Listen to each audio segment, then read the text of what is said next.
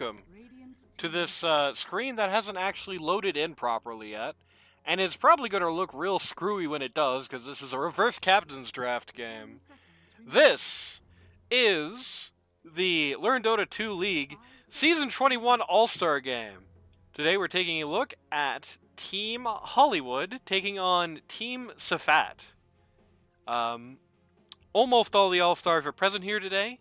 Standing in for the Gundam / Flumix on Team Safat is Big Dog Sammy, who won stand-in of the season by a pretty convincing margin.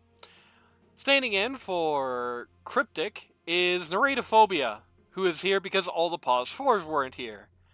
And on here today is Golden Dragon, who probably should have been in instead of Narratophobia, but I didn't notice he should have been until it was too late. What's going on, Golden Dragon? Oh, the usual, just watching some Dota.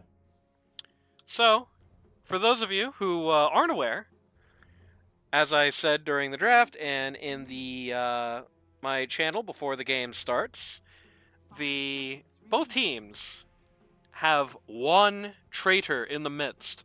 I know who these are because I picked them themselves, but to make it fun, Golden Dragon does not. Golden Dragon I did not pick. I did not tell who I picked. So Golden Dragon will, along with everybody at home, be trying to guess who the traitors are in this game. So that'll be fun.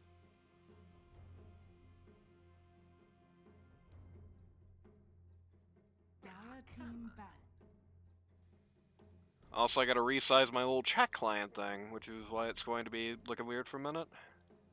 10 seconds remaining. So Golden Dragon, on like basically no basis, right? Who does your gut tell you? Just right now. I was gonna say Marit and Narad, but they're both on the same team, so they can both be traitor. There was one season where I was doing this, where Kingfisher was going to be in the game, and I had the funny idea to tell everybody else on Kingfisher's team except him that they were the traitor. It just drive Kingfisher nuts, but sadly he was he had to leave it at the last second, couldn't make it. tell the poor guy that's standing in. Didn't do it to him, but I should have. So, who's he got to tell you then? 10 seconds remaining. 5 seconds remaining. One person per team.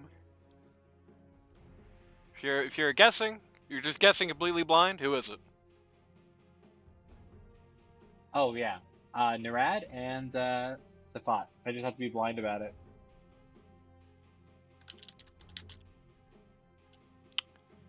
Ratophobia and Safat is what you said? Yeah, that's just on vibes, you know, like character, whatever. But it's gonna be hard to find out who is actually the traitor. It's like I gotta know how they would typically perform and then see that they're underperforming. Yeah. Funnily enough, the members of the former Kaiwa team might have an advantage here because 4 of 5 of them are in this lobby. If Gundam had actually made it, it would have been all of them. So they're going to be able to see each other, whereas on the other side, we got 2 people from Wild Daddy's team. We've got one person from Watkins' team, which, God, it ended up pretty underrepresented, all things considered, for the number 2 team. I guess that's what happens to you when you joke in quarters. You got Narratophobia from the Cryptic lineup, Hollywood from his own team, Big Dog Sammy, who, you know, was a stand-in. You could say loosely affiliated with the Copeless lineup. First pick out here is Tinker. Tinker suffered very heavily in the last patch and hasn't recovered, so as a reverse captain's mode pick, it's not a bad one. A very complicated hero to actually play who's also very bad right now is a pretty good pick. But it does have some carry potential. It does have some late game. Not nearly as much as it used to, and it already didn't have that much late game earlier, but or before, but it has some. It's not like one of those heroes that's going to be petered out at 30.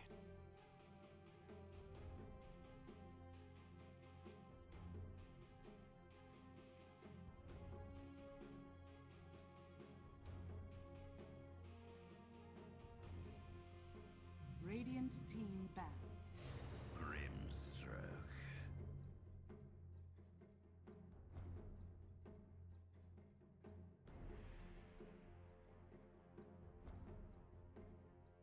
Okay. I don't hear you right now, so I'm good.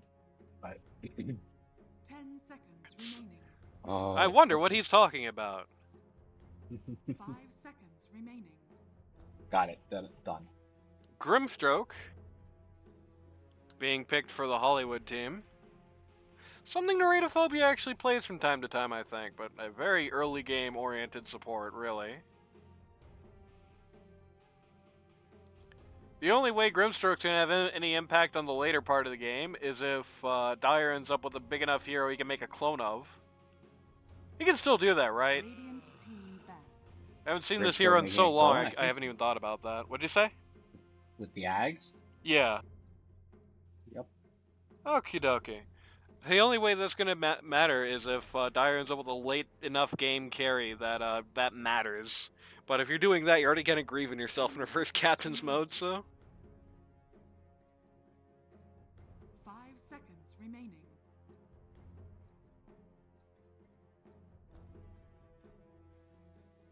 You know, the first time we did this, one of the people I chose was one of the captains. It was Whimsical Dragon.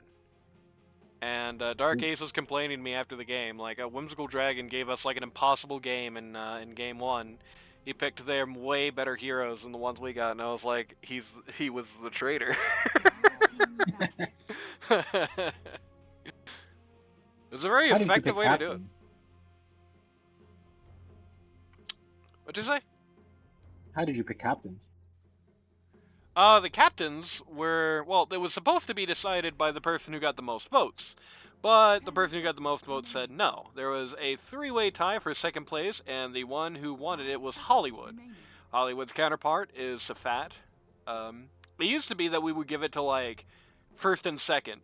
But that would mean that you would only pick 3 people apiece, which made for very short drafts, to say the least. So now it's, whoever gets the most votes and their second place counterpart. So Hollywood versus Safat. Makes sense. I like how you get more bans in reverse captains. Dire Shoutouts to team Johnny G60, who's given us a Go Gotham in chat. Ah, but you don't know if he should go, because he could be the traitor.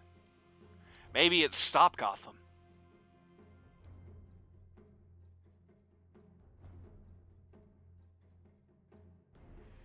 ban. 10 seconds remaining. 5 seconds remaining. Radiant team. But shoutouts to you regardless. Crystal Maiden.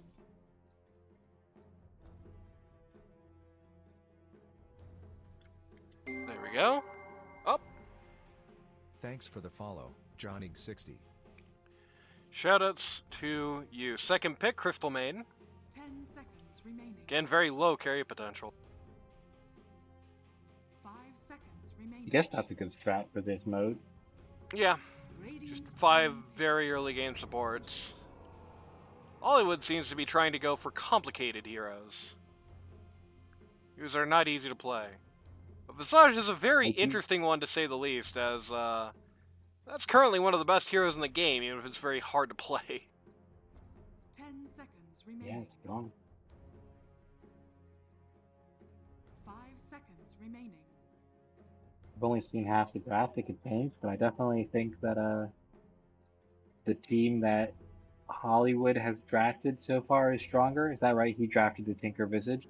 Yeah, he drafted Tinker and Visage for the Dire, and the Dire drafted Grimstroke Crystal Maiden for the Radiant. Yeah, Radiant has 2 support heroes. Nicely done. I don't know who that is currently running out of time, but they're about to start randoming if they don't pick something right now. It was Hollywood who has given them Elder Titan. It's another hero Frozen. that's very support coded, but also does have better scaling potential than both of the Radiant heroes combined. Yeah. I have a hard time seeing Elder as a support. I know he is, but like, what does he do as a support? He disables from far, I guess. Disables, he has the passive, Yeah. has the ult, of course. Scales well. The last couple of patches, I feel like they've been trying to make core Elder Titan a thing. In particular, I feel like the last major patch, they're trying to make mid Elder Titan a thing. Remains to be seen if that's going to succeed. I don't know if it will. Ringmaster. Oh! Special thanks to Timwa14 for the 11-month tier 1 I sub. mean, if the thought keeps drafting like this, they're gonna be just 5 support heroes. Yeah. Shouts to Watkins. 11 months on that sub. Watkins, of course, probably is here to see the very interesting mid matchup this game between Sammy and Uncaring Stone, of course, two notable friend stackers. To the Watkins circle. They're going at it today, right there in the mid lane. Shadow Demon up next. Again, hey, they can kind of indirectly scale by just copying, like... Well, I mean, none of these guys, like, right-click, though, so they still don't actually have anyone to copy. Hollywood... Radiant team ban. That might have been a random. I think he might have randomed that. Ah. Team ban. Strong pick.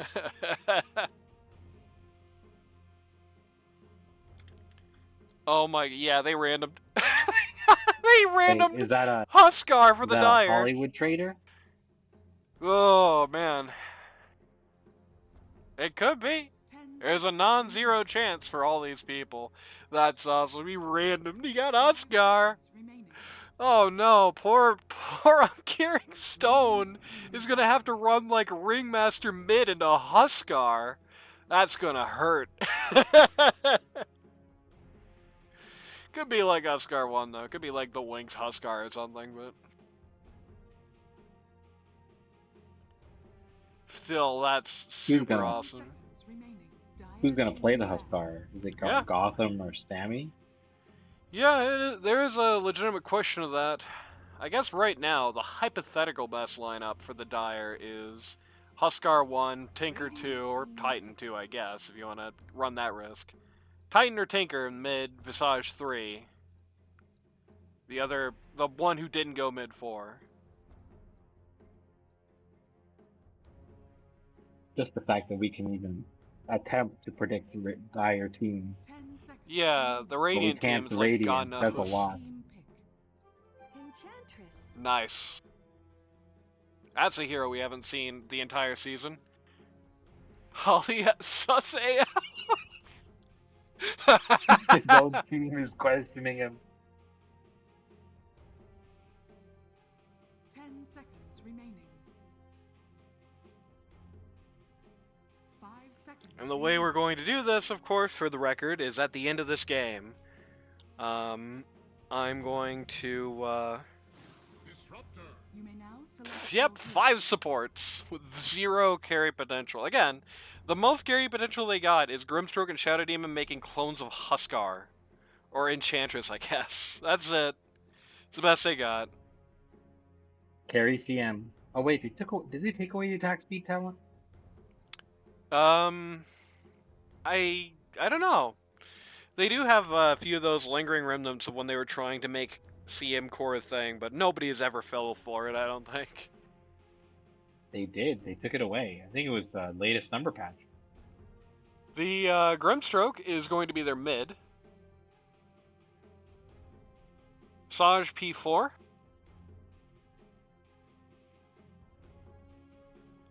Shadow Demon is going to be +1! 10 seconds remaining. Oh my god, if they Yeah. win with +1 Shadow Demon, it's going to be legendary.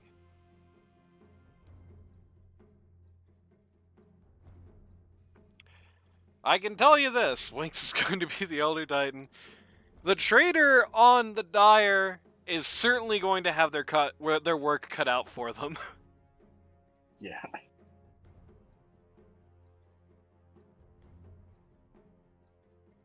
The Shadow Demon makes sense.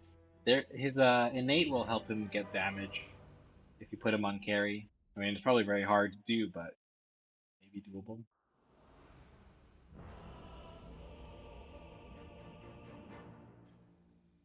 Okie dokie.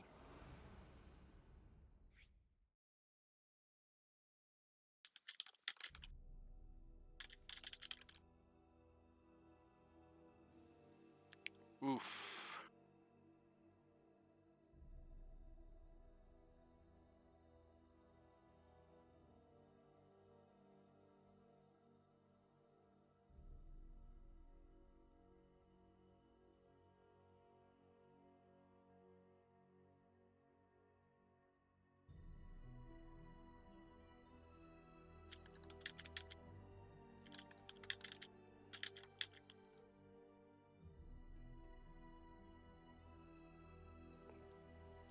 It's so fat. Damn. It's so fat. I like Safat's "What am I doing?" sponsor.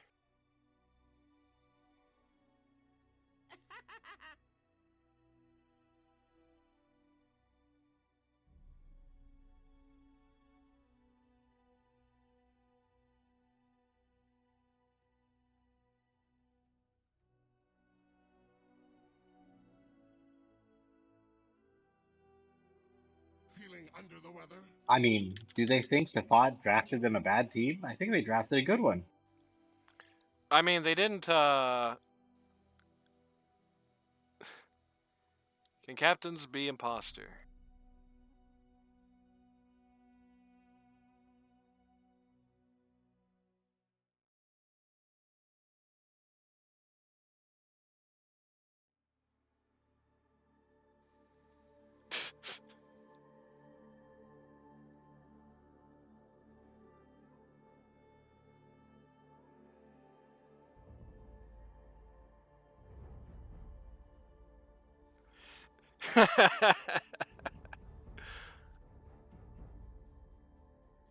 Yeah, Holly Imposter seems very plausible.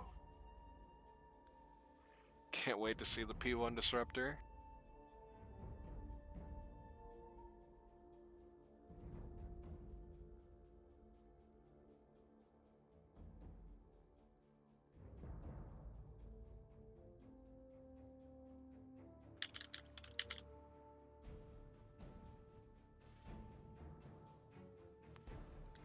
To be fair.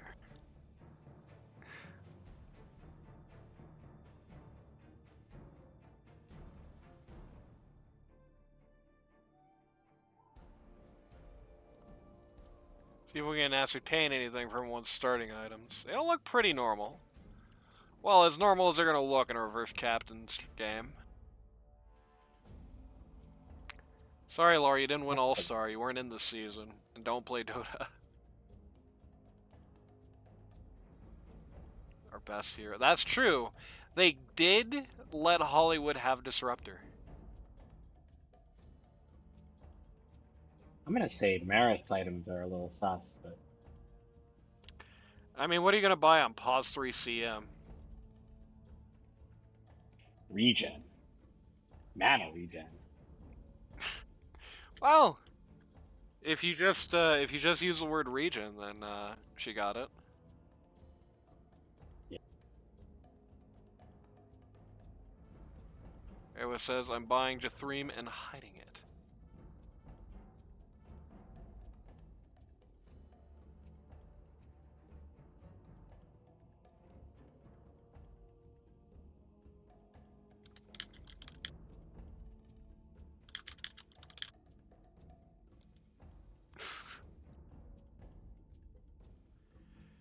We always start like this in these games with Safat. Yeah, computer problems. Lore of 1812 lore. I'll do it now. That's true, yeah. So Golden Dragon, I don't know if you know this, on my channel I have this redeem that's yammer about irrelevant historical facts.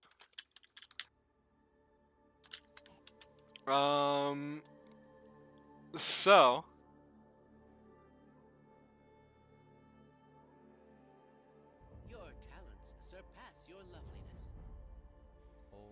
Yeah, War of 1812 was very interesting in a way because really, I don't know how much this gets appreciated. It's kind of part of a larger conflict. The War of 1812, in a lot of ways, is really part of the Napoleonic Wars. Effectively, the War of 1812 was the United States fighting very briefly on the Napoleonic side, which is kind of funny to think in hindsight, and especially considering that earlier, during the John Adams presidency, we nearly ended up at war with Napoleon, which is, it's funny to think just how long the Napoleonic Wars went on, that they started in John Adams' time, and they were still going in 1812, 3 presidents later. So, the War of 1812 starts pretty simple manner. The British effectively decide that the continental system thing that Napoleon is trying to do in the Napoleonic Wars actually does work to a pretty good extent, in the way that, most of Britain's trade at that point was with the mainland. Particularly, Britain at that time had a lot of commercial ties in Germany and Scandinavia that, thanks to Napoleon, were now no longer in service. And while they still had the route to the Indian Ocean for the trade with the Raj, the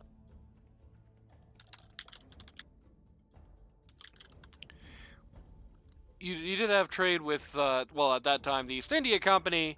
There was a lot of piracy in the Indian Ocean. There was a lot of piracy in the South Atlantic. Piracy's a bad way to put it, because it was officially done on behalf of France and Spain, who are, the main antagonists for the UK in the Napoleonic Wars. But, trade was cut off in a lot of ways to Asia. Even though the UK did have naval supremacy, it was not nearly to the point that they had it in, the World Wars.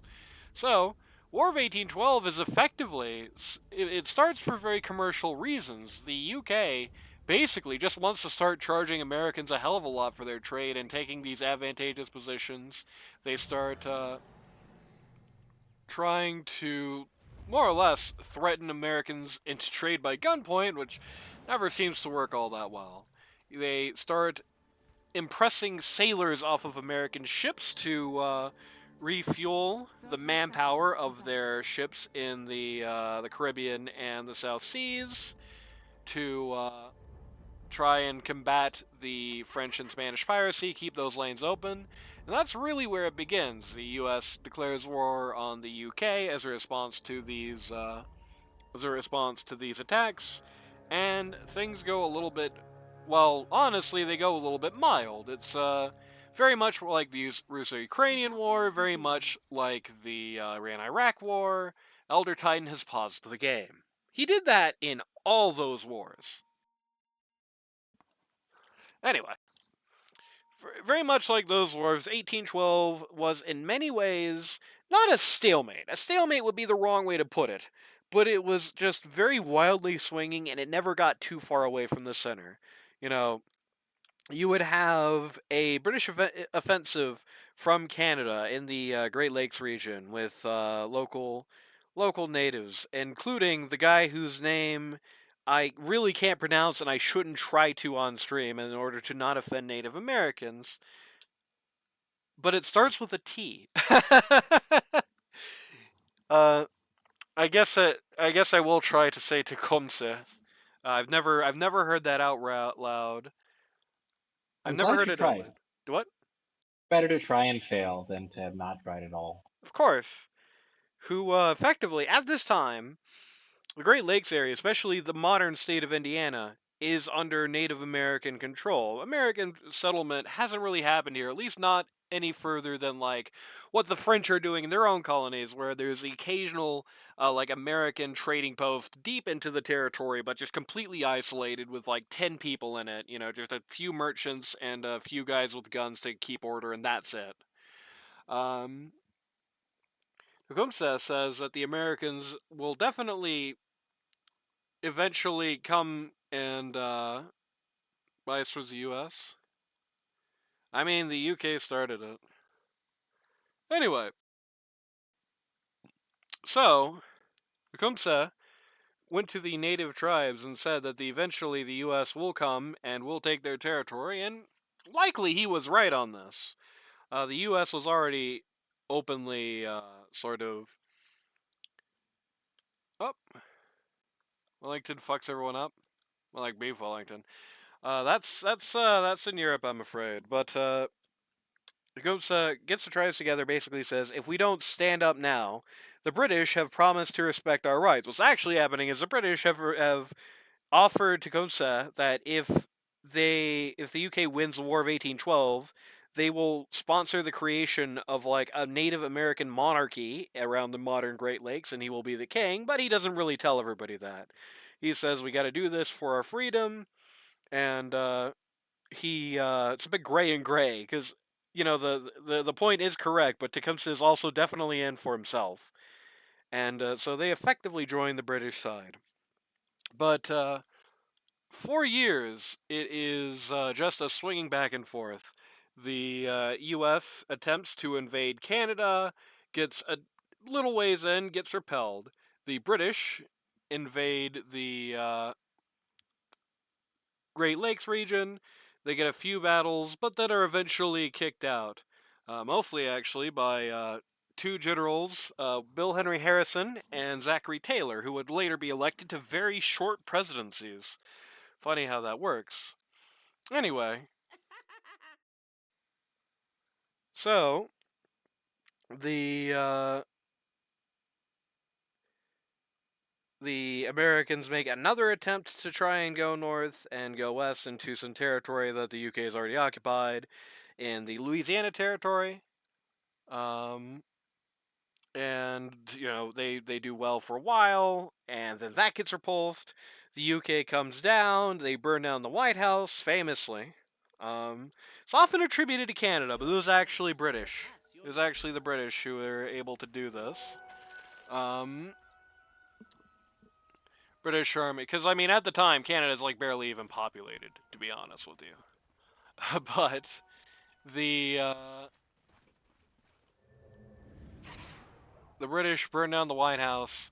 It's just a back and forth melee in 1812 and 1813. In 1814, everything kind of slows down, not the least because the continental system is no longer in any enforcement, and the UK no longer desperately needs sailors nor trade to keep the waters open, and thus, they no longer really see any strategic element. A lot of people think that the War of 1812 was the UK trying to recapture territory in the US, but really that was never a goal for them. That was never an objective. They knew they couldn't do that.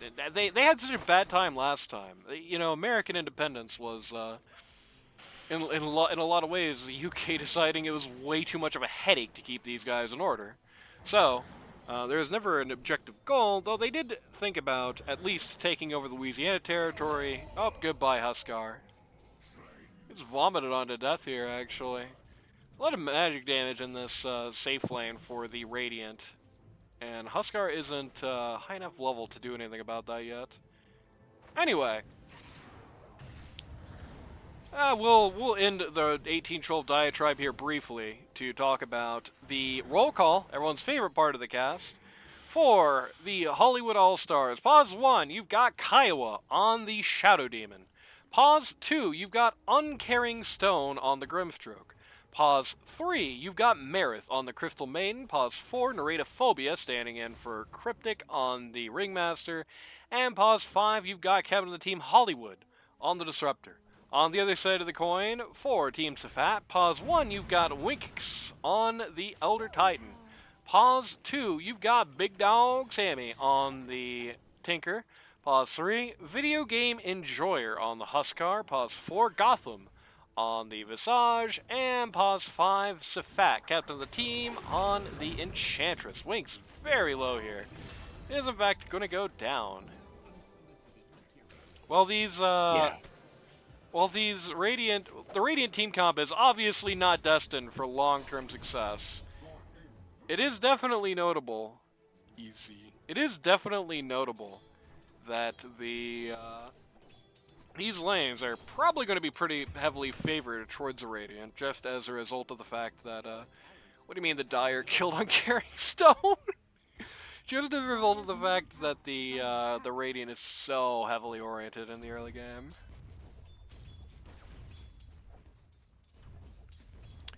Oh yeah, it was a stalemate for years. Really, it's a lot more politically controversial than it was a military bloodbath in a lot of ways. You know, the campaigns that I was talking about, these big back and forths, they were short and they were rather light on casualty. The really big controversy is that New England merchants wanted... Oh. New England merchants wanted to follow this fight here. Top Winks running over Marith here. Marith is barely living. New England merchants wanted trade to reopen with the UK immediately and basically just asked the UK or the US to fulfill all their Kiowa getting knocked over demands here. Oh my god, it's such a bloodbath. What do you mean he died? Oh, he died of the Shadow Demon poison. That's so sad. Died way after Kiowa did. Tanker also dies at mid. 10 to 10 at mid so far. The matchup between Uncaring Stone and Big Dog Sandwich, we're going to focus on for a minute here. Pretty even at the moment. I don't know what it means that Big Dog Sammy is a hero you can actually take mid, and he is even with Grimstroke, but you know how that goes. There are Smurfs that play Grim mid.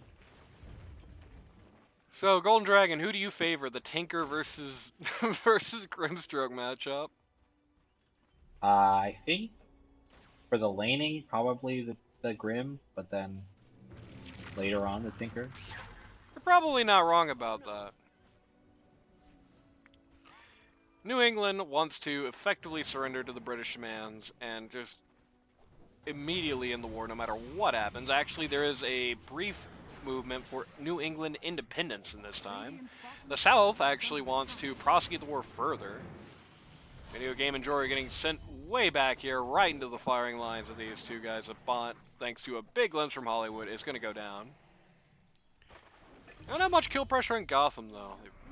And a kill on Safat at top. Lynx is going in for the kill on the CM. CM, wisely, is just trying to avoid having this happen. She has no mana regen. She'll listen to you. She's going to go down here. That double bracers keep doing good, I guess, a little. Damn, No doubt Kiowa Lynx is talking for real. mad shit in chat.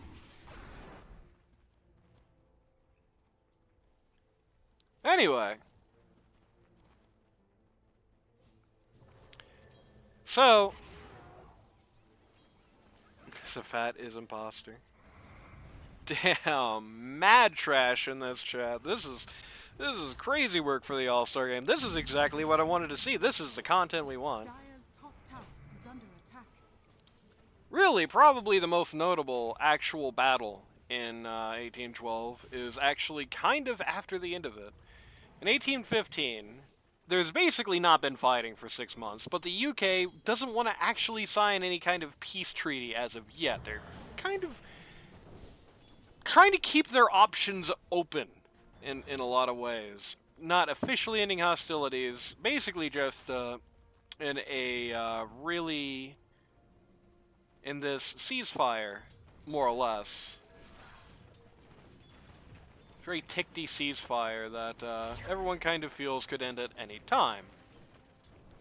And eventually, to try and gain leverage on the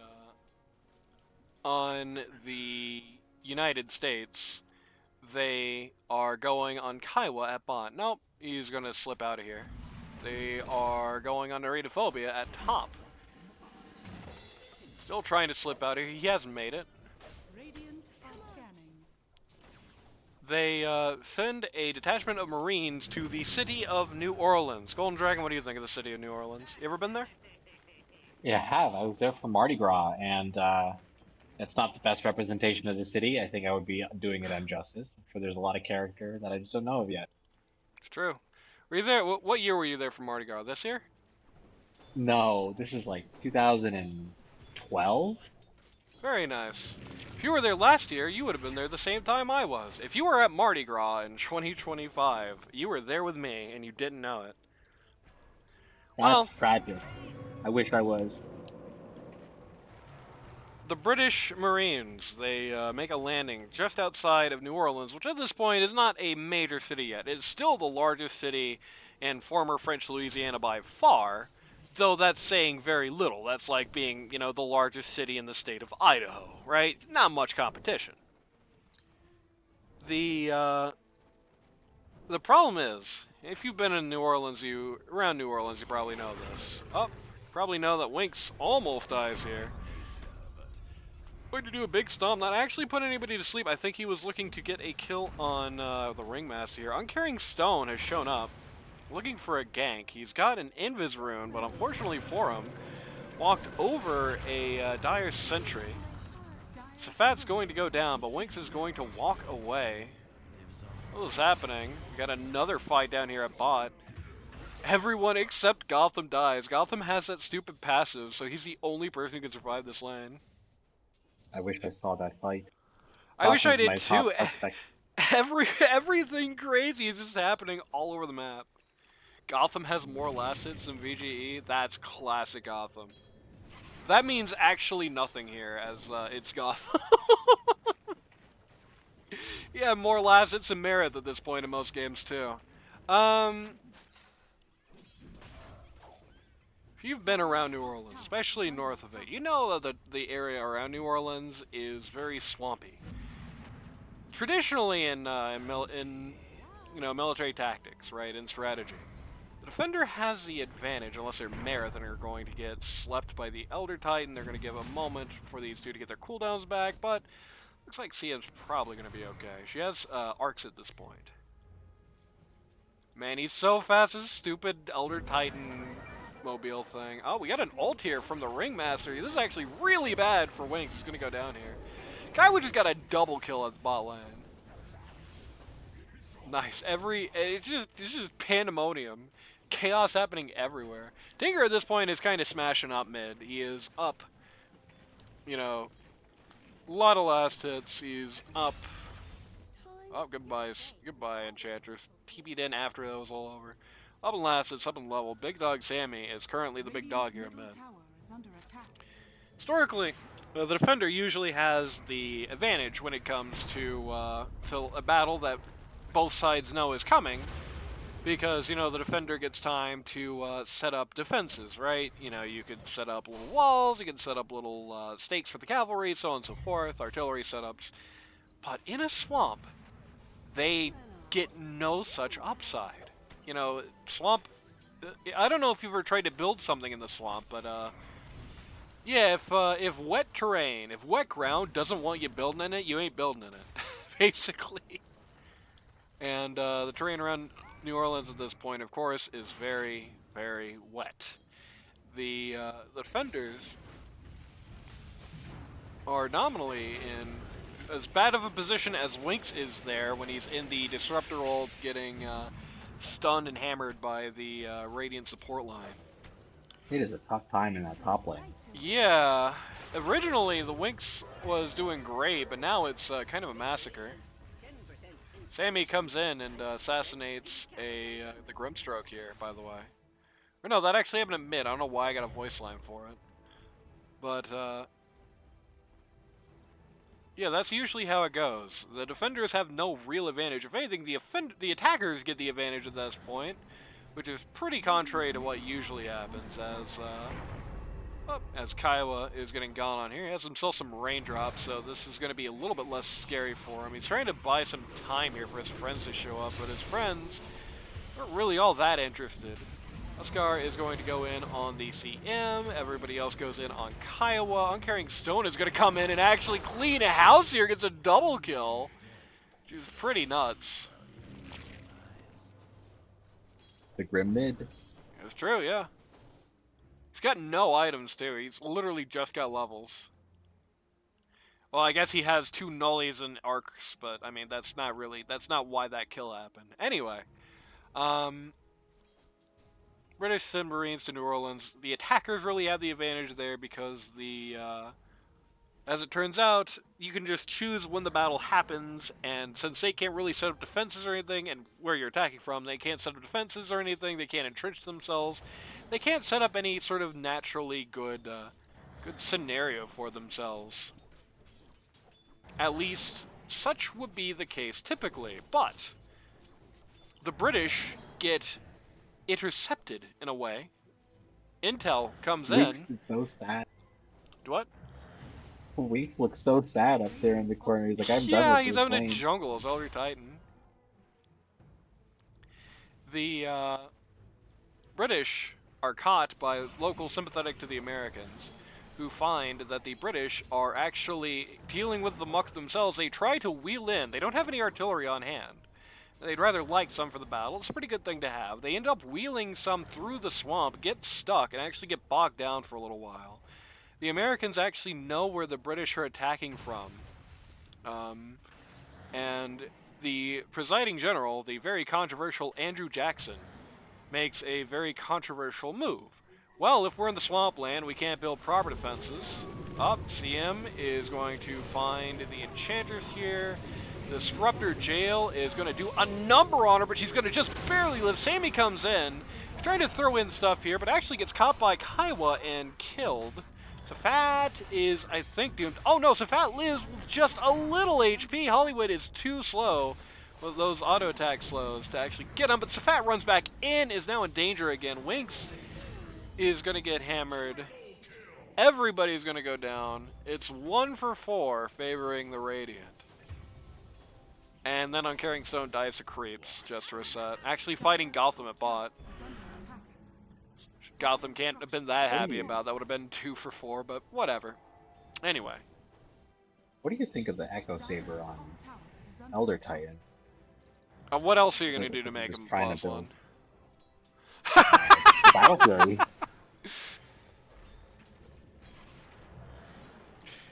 The real grief there is Narratophobia said that after they won a team fight 4-1. Radiant's middle Right? tower is under What is he attack. talking about? Anyway. Up. Ooh. Huskar makes a dive on top of the Shadow Demon's head. Is going to get caught here, put in jail. You're going to get the Shadow Demon ult on him, and he actually just explodes from the damage, and then he gets tipped. Uncaring Stone comes in on the follow-up, is going to try and get rid of Safat here. Or Safat is going to come in on the follow-up, rather. Radiant's bottom tower But get intercepted by Uncaring Stone, who's going to put him down for the count. Has a Blink Dagger now, by the way, on the Grimstroke. Shadow Demon is going for Mantis style. This is an awesome way to make possible one Shadow Demon happen. Just illusion spam. You're just bad PL. That's so good. I love that. They've got Winx dead to rights again.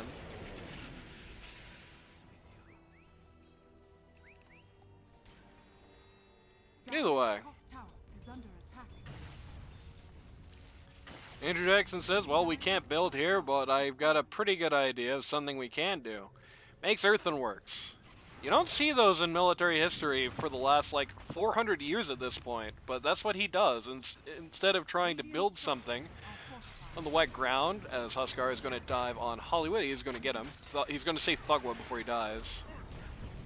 But, earthenworks are mostly not an American thing anyway. You don't really see those in that entire, like, hemisphere, let alone this era of history. Says if the swamp can't hold bricks, then it will hold itself.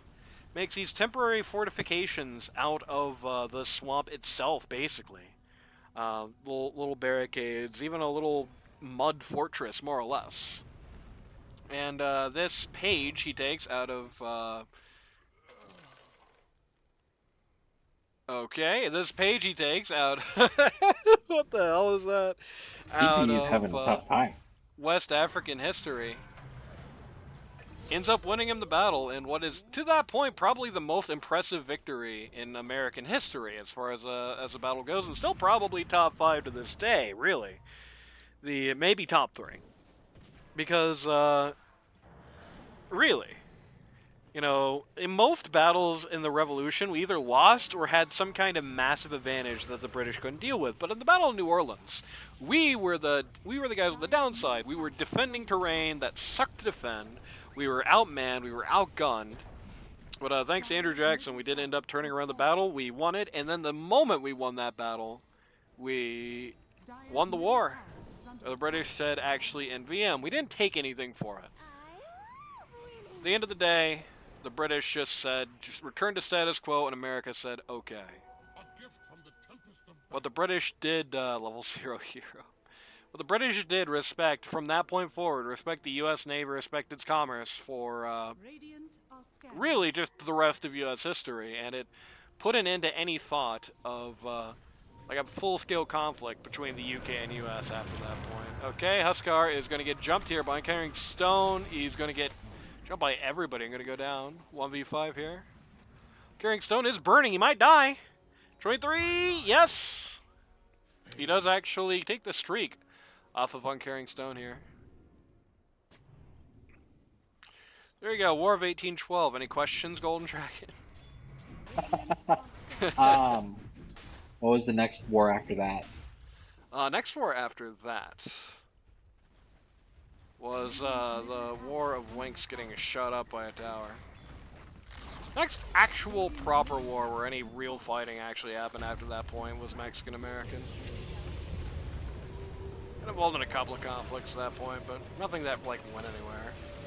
Winks is going to go down here, going to get caught in just a litany of support ults. Like I'm trying to figure out who the traitor is on the Visageling. Marith's gonna get roasted. Okay, Uncarrying Stone is gonna drop the ult on Huskar and Tinker. Huskar wants to keep going in. Tinker says no. Gonna bowl a 7-10 split, go right down the middle here, and both go down as a result of it. Gotham is going to keep their pressure up, but going to go down. 1 for 5, 6k net worth advantage for Hollywood team. He wants them to call it, probably because he has 5 supports. What were you saying before that exploded? No, just trying to figure out who the traitor is on Radiant is tough, because they're doing well. On the Dire, it seems to be not so tough, though. Yeah. So who is it? I almost want to say, like, I don't think it's the 5, and I don't think it's Tinker. I think it could be the other 3. There we go. So you have at least some bearing. Svat is getting run at here under his T2 top. Going to get just vomited on over and over by the Shadow Demon. It gets blown up by Marith. Marith is going to get caught here. Once again, Huskar and Tinker tied together. Oh no, that was Huskar and a Visageling. I didn't even know that could happen. Oh, this is a huge ult for Hollywood. Gets Huskar and Visage in the midst of it. And they're gonna just melt. Kaiwa, once Huskar lings up before he goes down, does get them. It's Huskar on the Dire team. I think VG knows not to take fights that are like bad when he's especially countered. He would just get farmed. It's an interesting basis. But then you would also think Tinker would know that, surely. Or Visage. Well, I mean, it is Gotham, but... Because Tinker is just right in the midst of that, dropping everything. He's their mids. It's pretty important he doesn't just go casually down like that, right? I don't think he could rule it just on that. Yeah, it's just that Huskar has way too many deaths for a core. I mean, I really think it looks like Visage is the offlane. Well, Visage has less money. He's just a harder Huskar game. Yeah, it is. It's a long and short, and I think they're also doing a good job. Because if you notice, Hollywood is like saving his ult for the Huskar. They're saving everything for the Huskar. Whenever they run into him, they get him. They're like trying to bait him into fight. Like a fight at the T2 top, even when you're down, probably doesn't look too bad, I think.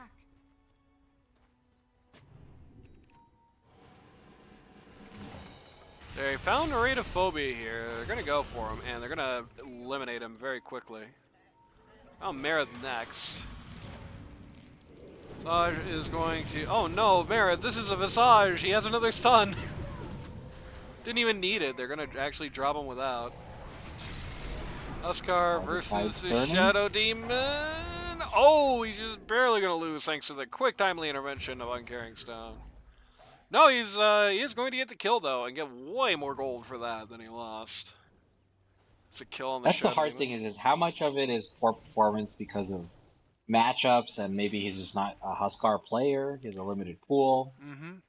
Yeah, he is famously limited on that. And of course, it is an all-star game where you're facing a bunch of supports, so you never know. There is a fine line between shitposting and actively griefing, after all. I'm How do you really do reverse surprised by draft the again Wink. for Ollie Disruptor? Good question. Wink's not getting a farming of him. It's very surprising. Coppola says it's Safad just for giving Hollywood, who is one of his best heroes. Which is ironic because look at the team that Holly gave the Dire. He gave them cores. He gave them cores who can play the game. That's a huge jump on Huskar going right down the road. I don't think he wanted anything to do with that, and he's just gonna die. That's so sad. He jumps the guy, just blinks immediately, just drags him to hell.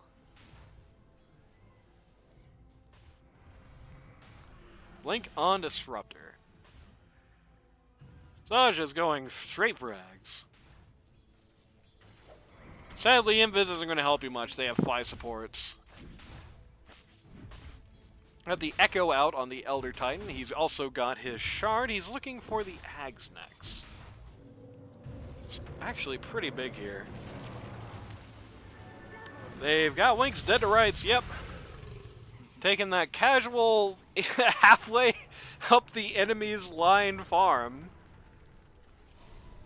I mean, you want to talk about knowing better. Surely Winks has got to know if you're down this bad, you don't farm the other side of the river solo as the P1, right?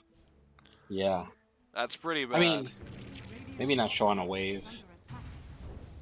Tinker almost TPs on this. Decides that discretion is the better part of valor. Huskar is going to threaten them off here. Saj is going to split the bot lane.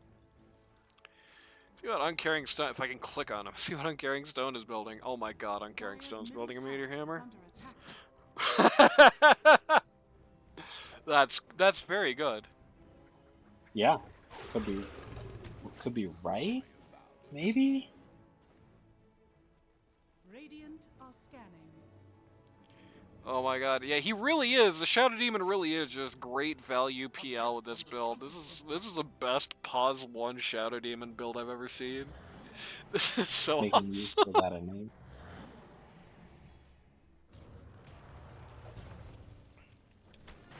Ooh, they found Gothamir at bot.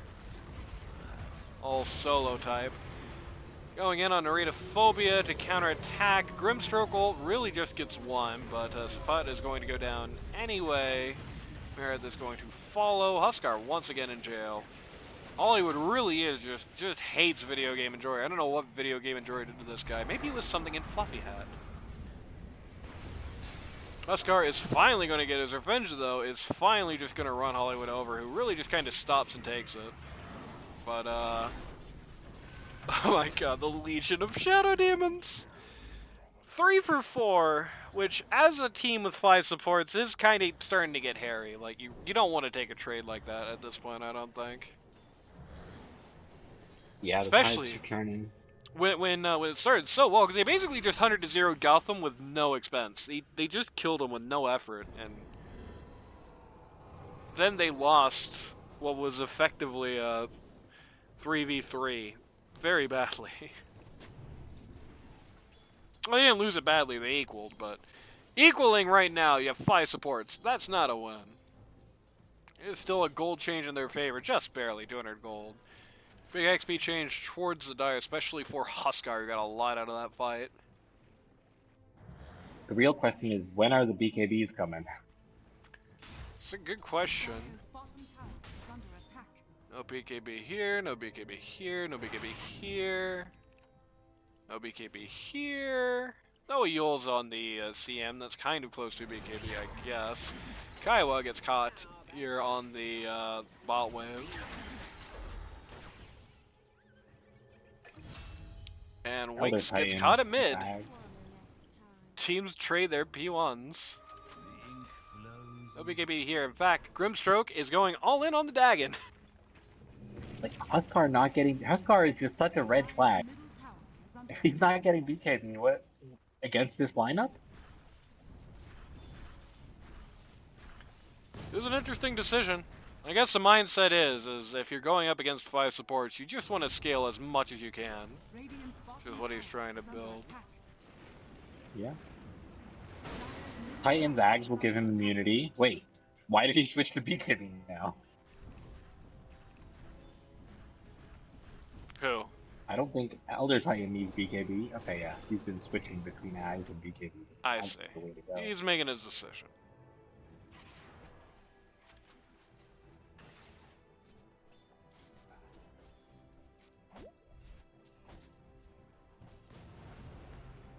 They're putting some pressure on bot lane here, while Radiant puts some pressure on mid on Carrying Stone, continuing to drop a hammer on the mid T2 here, over and over. ST is actually scary. That's true. Look at this.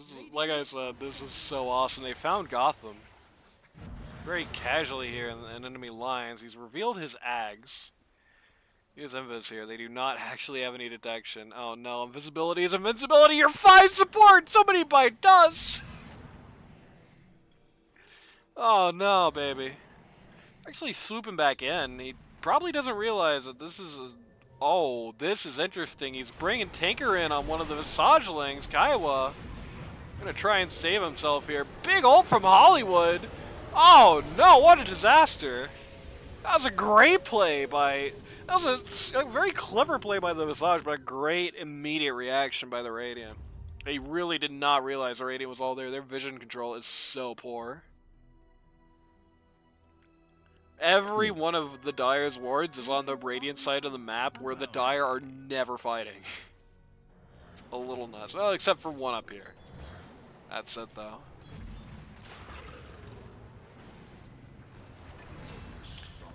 And Huskar and the jungle got rid of him while pushing up on T2. Huskar is reporting correctly that they have vision here.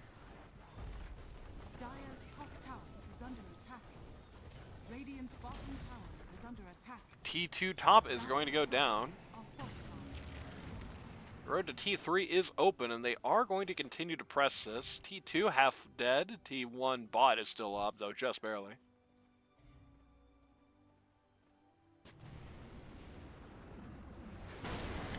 Gotham is going to go all in on Carrying Stone. Mostly gets rid of him. Save comes in from the Shadow Demon here. And thus Gotham is going to be the one losing his life.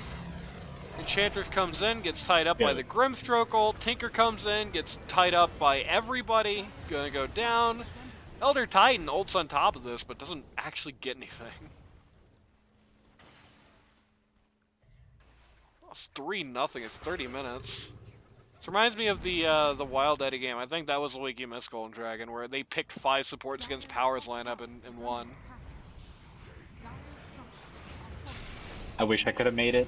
Kaiwa is going to come in here, almost gets rid of the Shadow Demon, gets to save the last thing from the Ringmaster, isn't going to be enough actually. Huskar is going to tank through a lot of this damage, but not all of it, though Merit is going to burn to death.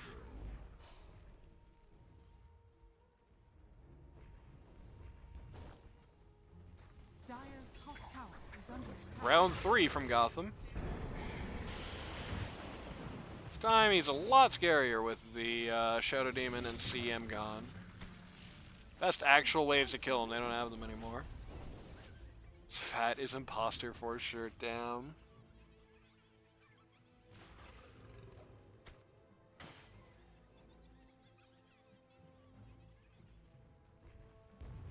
Seriously? Dire's top tower is under attack. True.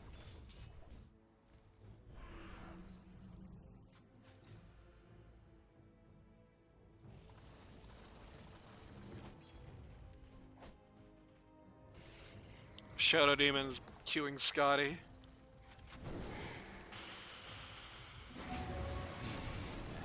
Oh, they got Grimstroke in a very compromising position, but he has a haste rune on him. That's so depressing. That would have been a big kill at this point. He's top net worth. Dire's middle tower is under attack. Kaiwa's also talking about the no BKB. Kaiwa thinks everyone on the Dire is the imposter. He is, I think, at this point, accused everybody. I mean, it looks like it. It is Damn, really hard to tell. true. CM is going to drop the ult. It's going to be followed up by Hollywood's. They're going to take out the CM this time, and they're going to get everybody. Big Dog Sammy with the ultra kill on the tanker with the March of the Machine spam. 4 for 3. It's the first team fight Dire has actually won, and it's a big $3 grand net worth swing. Don't write the obituaries yet. Yeah, ultimately the hero draft still matters. Radiant's middle tower is under attack.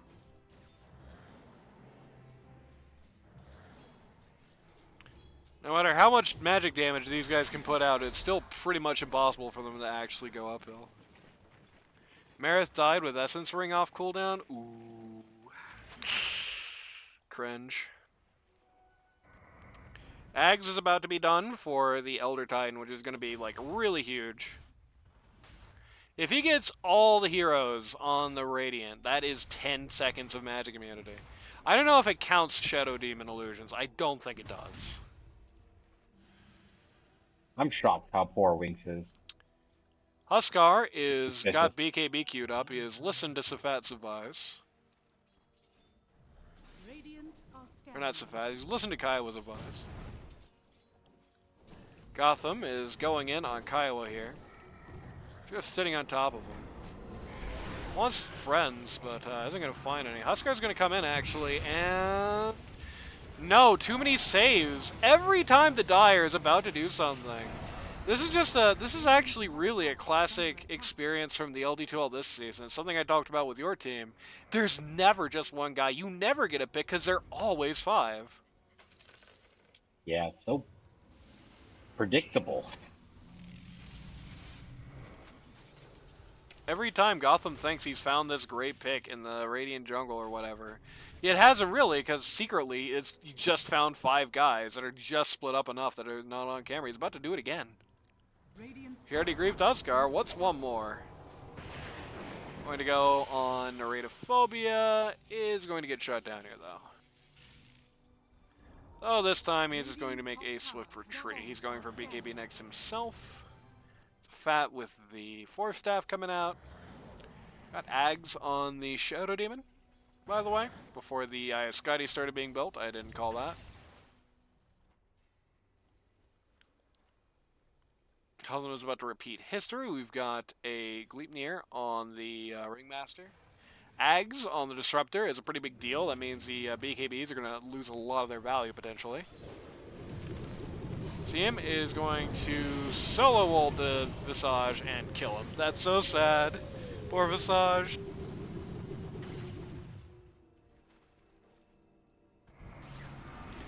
Going to find Shadow Demon, though, while this is happening. Get rid of him. This'll come in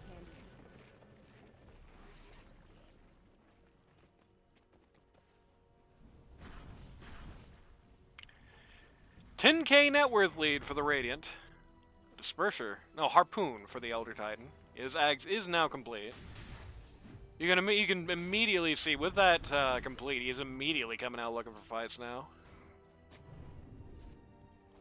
Safat found the pair of sentries that were stuck together. There were so many sentries right here. What's going on? Radiant, like, dumped all their sentries. They found CM here, but they couldn't actually catch her with any of their stuns, so she got away. And Winx got tipped.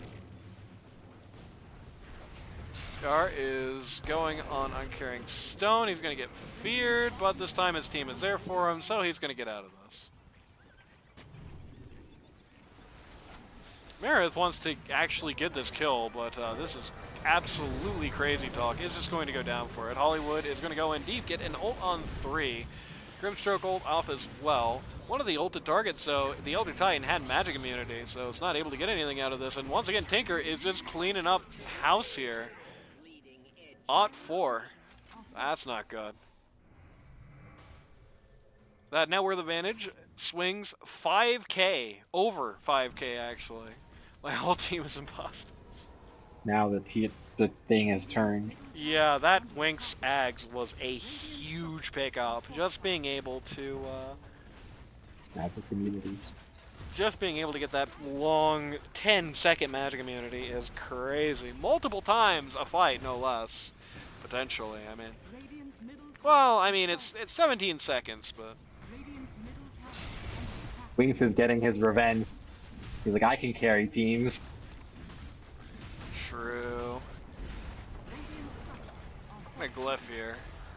Radiant's No offensive glyph is coming out. They're not that serious about this yet. Tinker is going to summon every machine he knows. And is going to... Oh no, this is really bad. Actually gets rid of the Shadow Demon here. He's just trying to skirmish with this. Radiant's middle barracks are under attack. All the man wanted to do was vomit on people, and this is the thanks he gets. Merit is going to go in. This is ult in the midst of 5, gets interrupted. But Disruptor's ult does not, gets 3 kills. Bought back on the Shadow Demon. Shadow Demon is looking for the kill on the tanker here. They bought back on Winx as well, but oh no. Right after the kill, Kaiwa is going to go down for the dieback. All that said, that was a hell of a fight, really. 5 go down on the Dire. 3 go down on the Radiant, 2 buybacks. Actually, no, only 2 go down on the Radiant.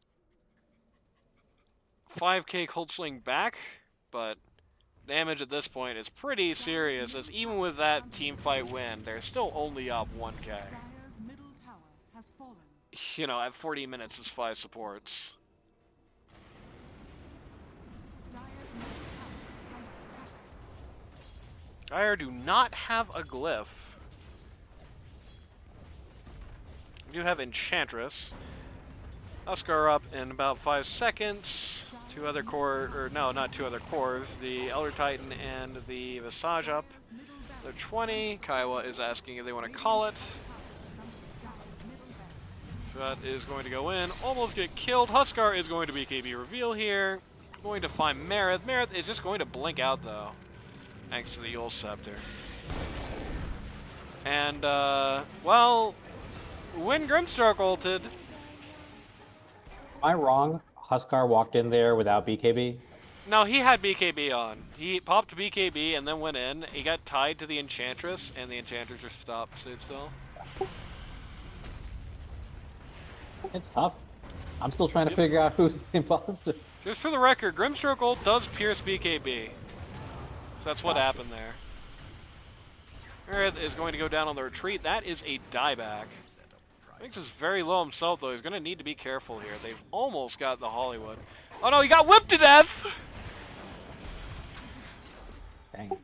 He's fearless. 3 for 3.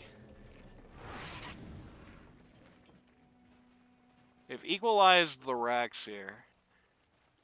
Both sides have lost their mid-ranged.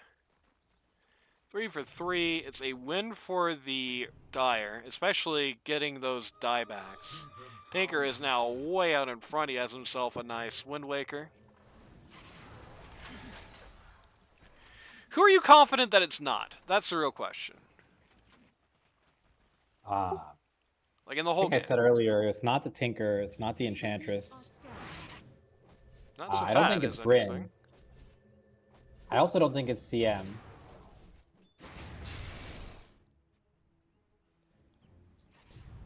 I found Hollywood here. Hollywood's going to drop a very casual ult, but the Visagelings are still giving it to him.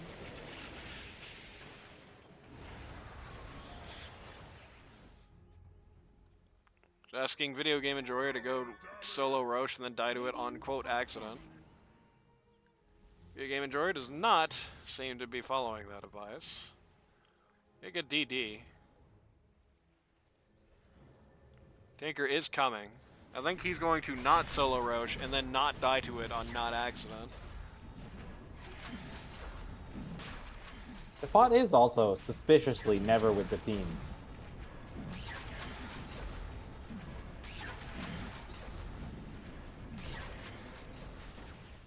I like the Tinker Roast strategy of laser, refresh, laser, refresh. Your shrine has fallen to the dark. Going to give the Like Aegis your to weapon. Winks.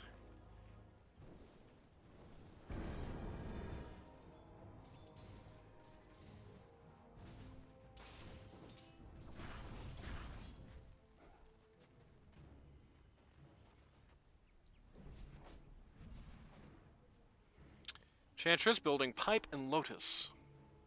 Pipe, What is this pretty big. Bloodthorn on Ringmaster? Nice. Oh my god, he's like building kind of like soft core. The oh, they found Kiowa with they found Kiowa on the Visage. Gotham couldn't figure out who the real Shadow Demon was there for a second, but has figured it out by now. Radiant's bottom tower is under Loses the 1v1 when a second person shows up. Meanwhile, Enchantress gets killed by the CM here, but Tinker quickly follows. Okay. Apparently 2 for Is- 1. Is the Radiant Imposter doing some like bait and switch where he's like, we know we're gonna be winning early, so I'm just gonna stomp early and then I'll make bad plays at the late game? You never know. I don't give anybody directions when I do this. They're left to their own devices, which sometimes works out, and sometimes we get what happened last season where Magimo was the imposter but didn't actually do anything. Ooh, Ringmaster takes a quick dive here. Kiowa's gonna follow. He does a lot of scary damage, but they did find and kill the Tinker there at a really awkward time. Your game enjoyer still wants to press this. First life down on the on Winks here.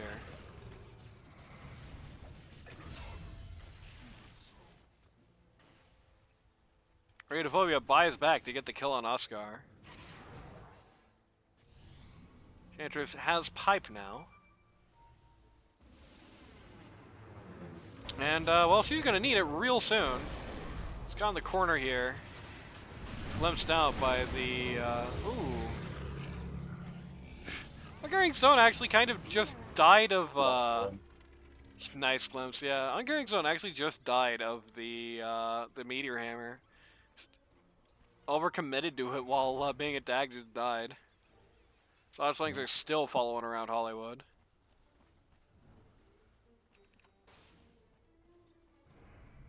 But Gotham sends the birds over a sentry, and he's gonna get out.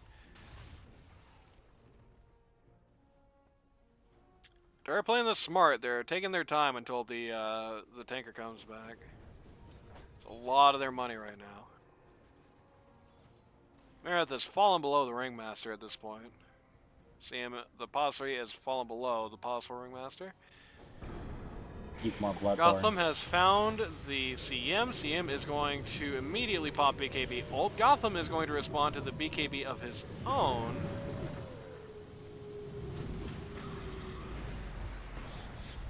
Winks is going to swing and miss the ult here.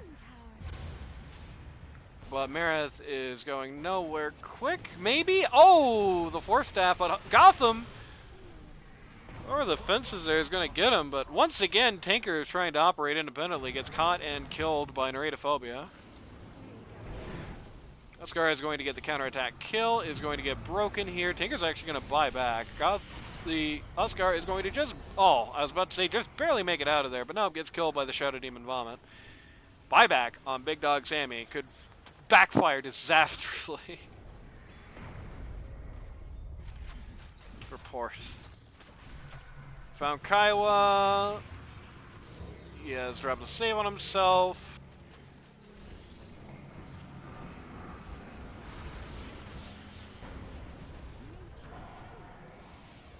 Uh-oh. That's Sammy in the heat of it.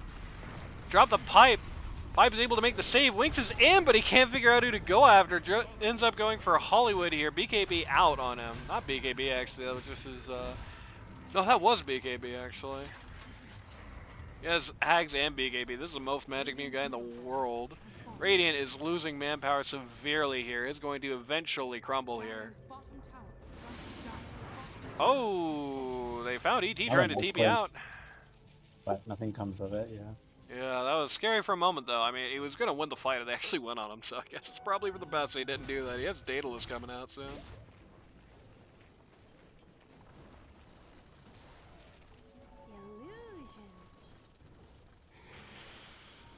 If I'm the the Dire Imposter, I'm thinking, geez, what do I need to do to keep my team out of this game? Yeah. I said the Dire Imposter has a lot ahead of him, and boy, it's starting to look real heavy now. Marith, we've got an Harpoon on the Marith. Marith is going to hit the Yules. He's actually going to blink further in and really regret that decision, as turns out Winx has a BKB. As it turns out, Hollywood is actually going to get caught here trying to follow up on Marith. They're going to spot him with the Tinker turrets, but not actually go for the gold here. Gonna let him go, even though he's a dieback. Radiant's bottom tower is under attack. Dire's middle barracks are Radiant's bottom tower has fallen.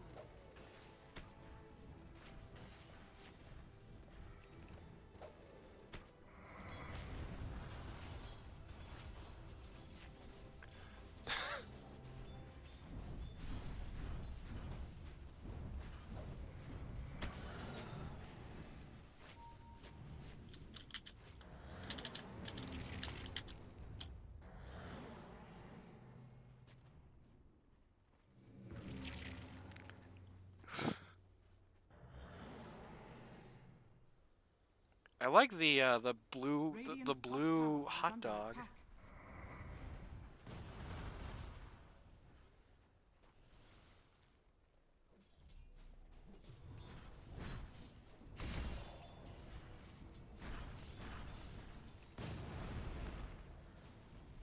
Space Cowboy has now shown up in chat.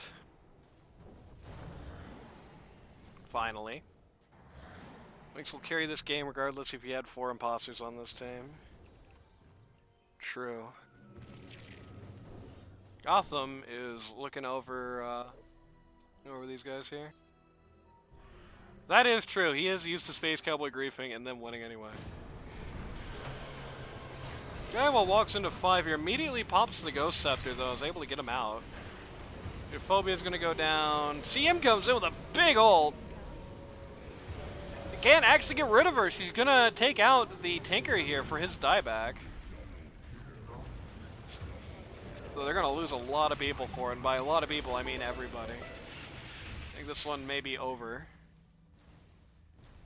They walk uphill here before they realize the T2 is not actually down at top lane. You want to tip your imposter. Radiant's bottom tower is under attack. This is a good way to vote. Radiant's top tower Not doing that. That doesn't count. Radiant's top tower is under attack.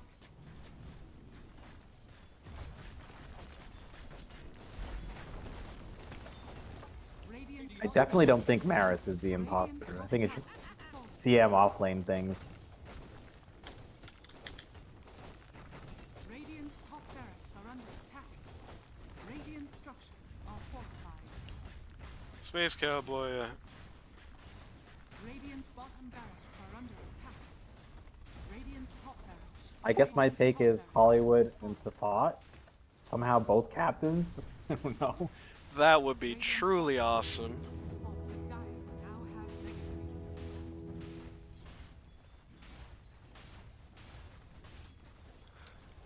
Huskar is hounding around the tower here. Radiant's middle tower has fallen.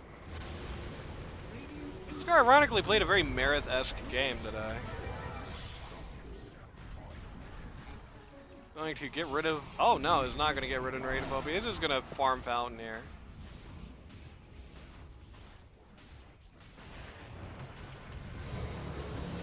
Oh, they're trying to stick on. They're trying their best to stay alive, but Gotham, wisely, is just going to hit the Ancient. The Radiant are defeated.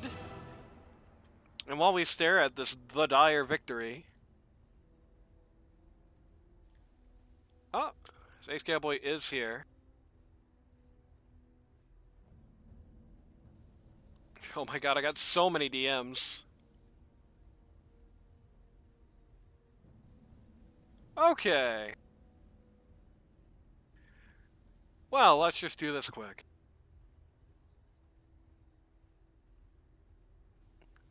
Let's move this VC if we can. There we go. Hello, Hollywood. You're live on 4-8 Twitch.tv. I have 53 assists, and you're saying I'm the imposter? Ooh, damn. He heard what you were saying. Okay, Hollywood. Who's the imposter? I'm not sure. It's between. I don't know. They were all bad in their own way. It's not Stone. Stone. It felt like it was 2v5. Now, so I got to vote between Kaiwa, Nera, and Marith. I don't know. Marith just went in with no regard. If you need some more time I to think think I'm about it, I voting can Marith. pull in some. I'm You're voting voting Marith? Yeah. Okie Because dokie. She usually talks, and I've never seen that.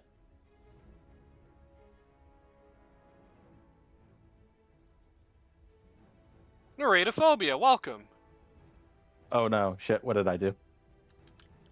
Nothing. You're here to vote. Oh, okay. Who do I vote off the island? Yeah, who are you voting off the island? Who was the I imposter? don't know.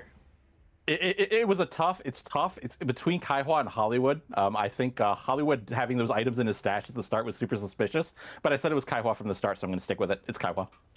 Okay.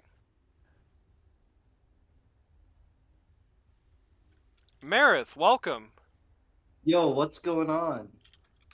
Who are you voting for the imposter? Okay, like from my team or from the enemy team? From your team. My team, it's Kaihua. Kaihua was fucking dog shit. Oh my god. He Damn. was not playing seriously. Uncarrying Stone, welcome. I notice you're muted. If you need to say things in text chat, just DM me. Oh, I'm good. Uncarrying Stone, welcome. It's your turn. You Oh, must now vote for who the imposter was. Who was it? Oof, that's a tough one because I'm pretty sure Merrick was either the imposter or drunk. So one of the two. There we go. I'm gonna go with Hollywood. Damn. Okie dokie.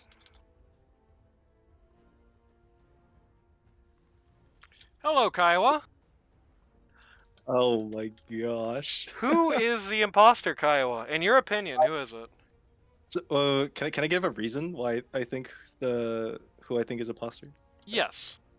Okay, so I have two people that I'm sus of, Holly and Marith. Marith is like jumping in a CM blinking and shit, and then Hollywood fucking random the Huskar. But I think ultimately I have to go with Marith. There we go. Okie dokie. Rather than go cookie cutter. Hello. Like, see Hello, the Hollywood ways. team. I'm afraid I've got some bad news. Yeah? The imposter got away with it. Okay. We have 3 people who said Marith. Marith What was the not hell? the imposter. Oh, you said it's not what. Okay. 2 Yeah. people said Kiowa. And it's a shame for those 2 people that they don't make up the majority. I was. Oh shit. I said I fucking told you guys! Ladies No, and I was gentlemen, You guys! for the first time in the history of the Jaso game, actually, the imposter got away with it on the Easy losing clap. team. Easy. Yeah, I just vote you guys. My team was bad.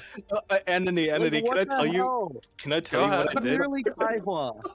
I I'm literally telling said, you. Anthony, before you even DM me, I said, I'm imposter. Anthony just DM me. And then lo and behold, you actually DM me like right after. That's so good. Well, congrats, Kiowa. You got away with it. Let's go. For the very first time ever, you won, which means Narratophobia, Marith, Uncaring Stone, and Hollywood are gonna have to do something special with me at a future date. Oh, You're shit. all gonna have Actually, some fun. actually, it's Whoa. cryptic. And Kiowa, It's cryptic. true. Foot pick time? And Kiowa is going to be the one waving the baton. He's going to be calling shots for you Ooh. guys. So I hope you look Ooh. forward to it. Ooh. I'll now I look return to my forward to it. temporary Yeah, yeah, channel. yeah. No, Congratulations. no. Don't leave us. Don't leave us. No, I I'm need more leaving you. enemy We time. got to do this before 9 p.m. So Oh I'll my see you God. after game 2.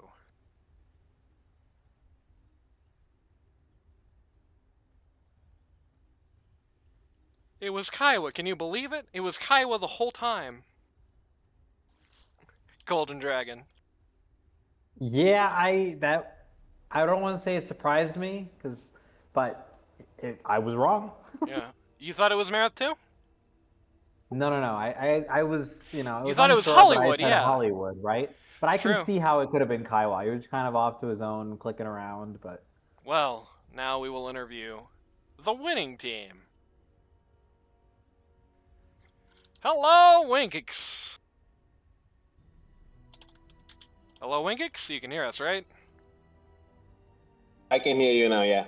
What's up? Who was your team's imposter? It's either Gotham or Video Game Enjoyer.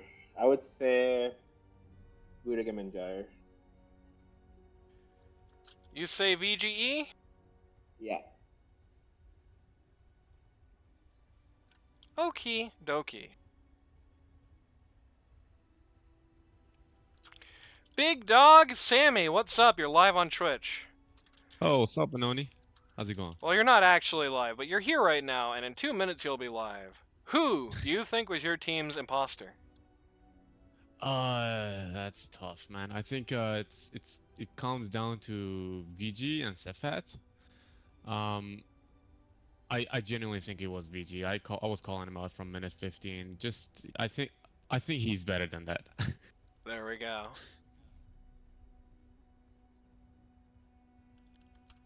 Mr. Video Game Enjoyer, hello, you're live on Twitch.tv. Hello. Who do you think was your team's imposter? Safat. Okie dokie. Gotham, hello, you're live. Hello. Oh, hello. Mr. Gotham, who was your team's imposter? Well, I was MVP and Safat was the imposter. Two? Interesting, okay. Mr. Safat, who do you think it was? Mr. Safat, you here? Hey, yeah, I'm here. Safat, who was our team's imposter? VGE. Okay. And just for kicks, you stand by Safat, right, Golden Dragon? I mean, it's what I said. I don't want to turn my words around and all of that, so I'll stick with it. Okay, everybody. I've got some good news. Hell yes. Okay. 2 people said that Safat was the imposter. And you're very lucky that those 2 people didn't skew the vote. Because 3 people yes. said I that knew Video it. Game I knew Enjoyer it. was the imposter. Yes. Let's go. Is I knew correct. it. You made it way too obvious. Yep. So, I don't understand how to 25 throw the bits, game man. with that. you know what's sad? I was trying my best to throw it, but it was... You're better than that, man. It was very hard to throw that game. They gave you a much better team. Yeah, I was trying so They hard to gave throw, you but like they just cores and couldn't. They massage. just kept, It was so sad watching you. It would be really, really hard to throw it while subtly. I can't blame you too hard. But unfortunately for you, now this is the interesting thing. Lobby's up. Because while the second lobby sits up, I'm gonna ask you guys something. Who do you think the imposter on the other team was? Just blurt it out. Oh, we watched the stream. So yeah. Oh, you watched the stream? Oh, spoilers, it was Yeah. Kiowa. You got away with it! He actually got away with it. For the first time ever, so That was sorry. surprising, to be fair. That was surprising to us too. Mr. Video Game Enjoyer, at some point in the future, you, me, and the 4 other people on the Hollywood team are gonna have a fun time together. So, What? That sounds sexual. Sounds like an orgy. Wait, who's the imposter? it was VG. VG. Okay. It was So I've now, okay. Yeah. I've now That's brought good everyone as you together. mean. Okay, so first things first, Space Cowboy is back. Are we letting him into game 2 or not? If we do narratophobia No, on he's commentary. Oh no, He's definitely banished. not. He couldn't make it on That's, time. He's we're banished. not Get good. him out of here. We don't need him. We need to redo the draft if the Space Cowboy's coming in. If Space Cowboy is back, he just replaces narratophobia, and narratophobia is drafted to the commentary desk. Nice. So, Up to you guys. I mean, it's your yeah. all-star game. I'm just a fill. Hollywood team, you're the Hollywood, you're the captain. What do you think? They get a He- free Yeah. He 1,000 skipped more out boost. on game 1. He's a scumbag, and we don't need him. Yeah, but you're not on that team. Hollywood, what do you think? I'm on Wait, Hollywood. yes. still, Actually, what Meredith the is on that hell? team. Yeah, but you're not on that team. Hollywood, what do you think? We're taking Oh my Cowboy. God. You're taking Cowboy? Okay. Okie Oh, dokie. damn. Wow. Meredith is drunk, by the way. Very drunk. Ooh, yeah, Mara. I'm Wait, not you doing can that. carry it. Yeah, let's just say we had 2 imposters that game. 1,000 MMR trade, by the way. There we go. Winks, you can carry it. And Come on. before we go in, sometimes game 2 we also just do a funny. The Jaso game is over. We're not doing another imposter round, but sometimes we do a funny mode. Do you guys want to do a funny mode, or you want to go serious weirdest? Let's do gem What's the football. depends on the funny mode. Overthrow. Oh yeah, I'll do overthrow. I Nah. don't. I'm gonna ixnay overthrow because I would have to Go to install 12v12. it. I would nothing. I would 12v12. have to install. There's Whoa. something. So like ARDM or like no items rapier only or something like that. What about Juggernaut? Like every 9 heroes level 1, and then we have 1 hero Juggernaut level 30. What? How about we do the how low about- prio special, do single draft. I'll go I think we could do ARTM gem or- football. I think we all like gem I football. got the link for single draft. Yeah, I got the GIF. Don't worry about it. A regular lobby, but cheats are enabled. Oh. Okay, let's not have the That cheats would just throw on. the game off. Let's not have the cheats Yeah, on. that would throw the game off. Yeah, let's do say- gem football and refresh the rules. We were talking about it earlier, but I realized like unless we discuss the rules, we won't be able to do it properly. Yeah, gem Yeah. football would be, and I don't really know anything about it anyway, and it's kind of too late for me to learn. So, like, if Those are- everybody super wants to learn it, It's easy. It's easy. It's easy. It's easy. It's just you can't. It's yeah. Just go watch this. Play the video for the stream, and we'll watch it on stream. hell no, I ain't doing that. What? Okay, literally all it is so each team they both have to buy a gem as soon as possible. Then the admin will say in the chat that that like both teams, Radiant has placed a gem, Dire has placed gem, whatever. And then if you try the enemy team or whichever team gets to take their opposing team's gem back to their fountain, they win. Or Okay, they okay. play a normal game of Dota. and So then they win all that way. I have to know, all I have to do, Space Cowboy is DMing me. So I'm gonna all I forward have the to video, know my and all I friends. have to do is I have to just say somebody bought the gem whenever somebody buys the gem. When no, you have At to 10 spend- minutes, at 10 minutes, the gem goes down. You have 10 minutes to place it, and at 10 minutes you can hunt for it. It's got to be on your side of the river, and you can only move it if they pick it up and you kill them. But until then, you can't move it. So if they like see the And- gem and then you kill them, you can't move it until they pick it up. And if And they then do get pick the it gem up, and bring it back to their base, and then they win, or you win the game. Yeah. So there's like. and if they do pick it up, and enemy, you do have to say like Radiant team has the gem, or Dire team has Yeah. the gem. There if they you pick it go. up. Okay, well, if that's all I need to understand, I didn't get that shit at all. So if you guys get it, then that's great. If you guys are doing I something think- else, I think only thing is we should not have gem behind tier 3s. What do you think? What do you mean? Okay, so any tier 3s. I said. Yeah, like Yeah, because it can't if be you in your buy the base. gem, then you High put ground. it in your fountain, you know. oh crap, I wasn't recording that game. I guess I'm gonna have to save it off of Twitch later. Oh well. No. It's off Twitch. What do we think about like not behind tier 3s?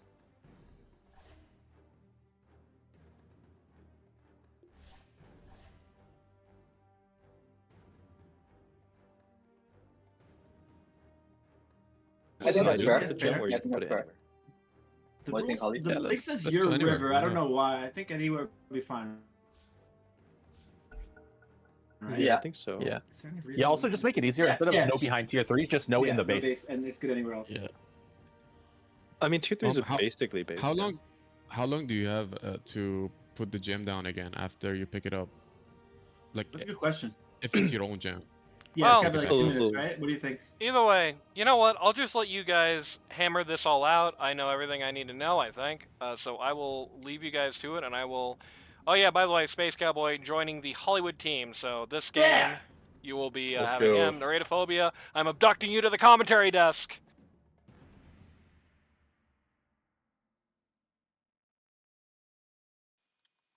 There we go. Hey, JD. Or GD. JD. Hello. So I don't know if you know this, Anani, but we were actually planning to do gem football without telling you anyway. Oh, that's good. Well, the lobby's open, Golden Dragon. Yeah, I don't know anything about it, so... Yeah. Me neither, but it sounded like fun. Oh, nice. They got the animals farming team. Just in time for the greatest movie of our generation. The new Animal Farm movie. You mean the pro-communism one? No, I mean the one where there's like the business lady and everyone just says a bunch of really cringe shit all the time. I mean, Animal Farm was always pro-communism. I thought it was anti-communism. I thought it was It's anti-Soviet. Okay, fair. Really mostly anti-Stalinist. But basically, every George Orwell story is just I hate Stalin, the book.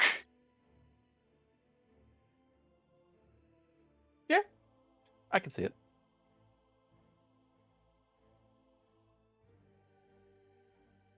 Sorry for the delay. Never forgiven. Actually, well, let's get set up. I'm going to go BRB myself. So you guys be really entertaining while I'm gone.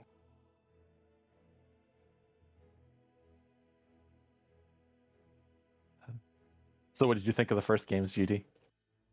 It was definitely challenging. I wanted to see who the imposters was. There was a moment where I did call VGE. I'm like, where is his BKB? Why is he like dying so much? You know, things like that. But there was so many other things going on. I like lost track of it. It's fun to watch. Yeah, like our team literally was calling VGE like the imposter around like I want to say like minute 8 or minute 9, where he was just like out farming so deep on his own with no one around him, and we're like, yeah, that's not VGE. He's definitely throwing. Yeah, and you would join bad fights and died at the ancient, but yeah. Yeah, But I mean, then like I said- there's no way our team should have killed him that much. Yeah. But now I feel bad because I said Safat because it felt like he wasn't doing anything the whole game. Yeah, I mean, like Safat was first on my list when I looked at the draft. It was me and Hollywood, and I'm like, he gave us Ringmaster and Disruptor, probably like the 2 best support heroes for the 2 best support hero players. Oh, but it makes sense when you do the whole like 5 support lineup. Yeah, that's fair. But yeah, also Safat had like no game in the top lane. It was kind of fun. Like I enjoyed that lane a lot. Yeah. It was, yeah, you guys were having a good time. I was also surprised by Winks. I mean, I'm sure Echo Saber into Ags is kind of the build, but just how late it all came, and also if you're playing carry, maybe I would have expected a battle Fury or We're something. dominating I them don't until like the BKBs came out, and it's like, yeah, we're a support lineup. We do nothing now. Yeah. Exactly. At some point, they were questioning and things were looking bad, and I'm telling Anani, I'm like, all right, yeah, this is looking pretty brutal for Dire, but when's the BKB timing happening? I loved the Shadow Demon build though. I'm not apologizing for that. That was awesome. It was perfect.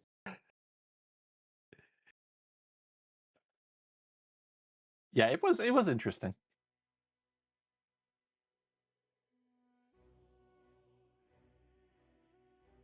So what are your predictions for the football?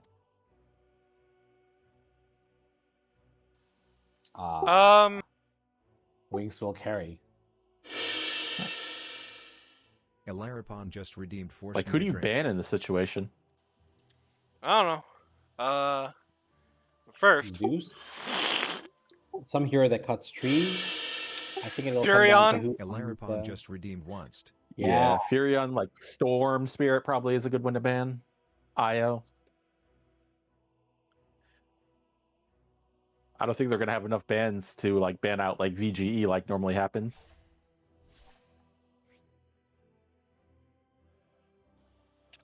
Hold on a minute. I was AFK. Why was I wanted in chat? You are the referee. Yeah, but we wanted to make sure that you know the rules as well, so that we can. Because you have to be the officiator. Yeah, sure. I totally do, and I will absolutely enforce them to the letter. Okay, good game, good game, kids. I would use the party chat with only 5 slots. Do you know the rules? And so do I! Bring it back to your fountain. Yeah, so the strat is to just play regular Dota and win and keep like an obs on your gem or something. Yeah, basically. It's more like defend the gem instead of defend the ancient. Yeah, possibly. I don't know. It would be interesting. That's why I was suggesting you should keep the game as regular Dota, but the ancient falling isn't the win con. The win con is how many gems do you collect from the enemy? And you like put the gem in the triangle or something, so you always know. Yeah, so I think from the understanding from what we were discussing in the lobby, it's like, okay, so gem has to be down by 11 minutes on your side, not on the base. Like anywhere on your side of the map, not within like the base, like the raised base structure. Okay, okay. Yeah, so that makes it hide and seek. Yeah, pretty much. 10 seconds remaining. You'd find it as like flying vision. 5 seconds remaining. I mean, you could do some diabolical things. Like potentially. The courier can just drop a gem, right? So you can drop it on a cliff. Hypothetically true. Yeah. Yeah, but you could also use your courier on your team to pick it up and then zoom it back with shield. It's true. I would 100% do that. Just drop it on a cliff somewhere with the courier. So, I mean, that would make Marcy a pretty valuable pick then. hello everybody and welcome to the Learn Dota 2 League Season 21 All-Star Game 2. For those of you on YouTube, hello. Like, I forgot to record game 1, so this is just going to be a straight slap of the Twitch file, which means you get the rare opportunity to hear all this stuff that happens mid-game this time. With me here today is Golden Dragon. Say hello, Golden Dragon. Say hi to the people, Golden Dragon. Okay, with me here today is Narratophobia. Say hi, Narratophobia. Ni hao. Looks like we found our imposter of the stream. And Golden Dragon is really shy and doesn't want to talk to us, I guess. Hollywood versus Safat. Last time, Hollywood team lost and Kiowa, the imposter, got away with it, while Safat's team won and successfully found the imposter. So, Video Game Enjoyer and the 4 non-Kiowa people on Hollywood's team will be doing something with me at some point in the future. 5 seconds remaining. The funny part is even our team called out VGE as the imposter by like 8 or 9 minutes. Yeah, Golden Dragon was calling him the imposter, but I think I gaslit him back out of it. Like, he was like, well, he's not building a BKB, and I was like, well, maybe he just wants to scale as much as possible. That would be how you beat the 5 supports and all that. Which is like, you know, which is bunk, obviously, but hey. What else am I going to say? I forgot that you knew. Yep. Oh, yeah. Yeah, for the record, I knew the whole time, Golden Dragon did not. At the end of the game, Golden Dragon said both captains. Oh. I can see it, I can see it. The drafts were kind of wacky. It's true. I thought it was Narratophobia. Which is weird. The one person who was actually tryharding. I did suspect Narad for a while. I'm like, what is this Bloodthorn? Well, we need something to hit towers, so. Treant Beat and it. Ember Spirit. So for those of you who somehow didn't catch it, it's going to be gym football. And you know what? I would explain the rules in draft, but I know a lot of people skip the draft part of the video, so I'll just wait till the actual game. Okay. Yeah, Ember's going to be really dangerous in this game and getting through here. Like, he can just pretty much, if he picks the gem, as long as he's got a remnant, it's game over. Treant Protector could be very interesting here. Yeah. The The tree ability walking to, lets him put it anywhere, too. Yeah. It's all about the vision. This is Yeah, you kind of have two different brands of offense here. The Dire as the Ember Spirit, who isn't great at vision, but will instantly be able to snap back the gem if he finds it.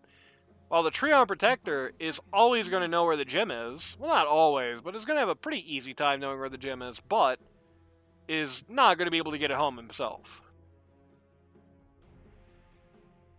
I'm trying to remember, doesn't the gem, like, if it's your team's gem on the ground, don't you have, like, limited vision around it?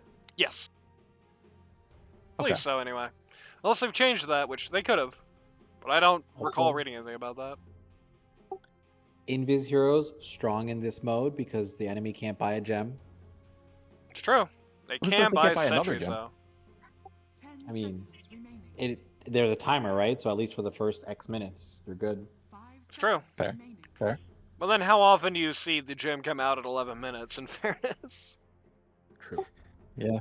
And who are they gonna gimp on their own team too to actually spend the 900 to buy a gem by 10 minutes? Yeah, that is notable. Something I was thinking about Obviously. is they are Six. both teams are going to have somebody actually save to buy the first gem, which could factor in an interesting way.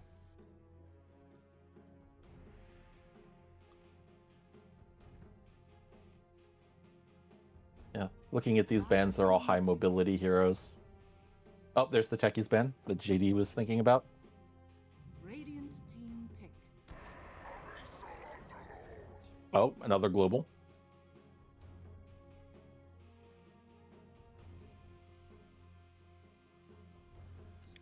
Yeah, very offense-oriented. He also has a little bit of vision upside based on the little demons that come out of the portal with him. Isn't great vision, but it's some vision. More than most heroes have. Also generally a strong laner as well too. Can easily farm up the 900 and not be hurt too bad by it. Decent hero right now. Bat Rider. There we go. Break I mean, some that's a trees. very defensive hero. Yeah. It's going to stop the enemy team from getting their nasty claws on your gem. Best you can, anyway. Dire team pick. The interesting I mean, about... Io is still in the pool. Interesting thing about the Ember Spirit here. Oh, there you go, just as you were talking about it. The interesting thing about the Ember Spirit here is while Ember Spirit is going to be able to just walk up to the gem, until they had that IO come out, like, he would have to literally walk up to it. Maybe get like a blinker force or something, but he would have to get there himself without using the remnants, because he would need the remnant to go home with. So I would make him vulnerable to skills like the Bat Rider ult, like the Treant ult. Io, of course, changes that. Big way. And the Pit Lord to a pretty good degree. Of course, notably right now, nobody on Hollywood's team is that great at finding the actual gem. And certainly you could have the awkward situation where you have a whole bunch of people. That might change it, the clockwork.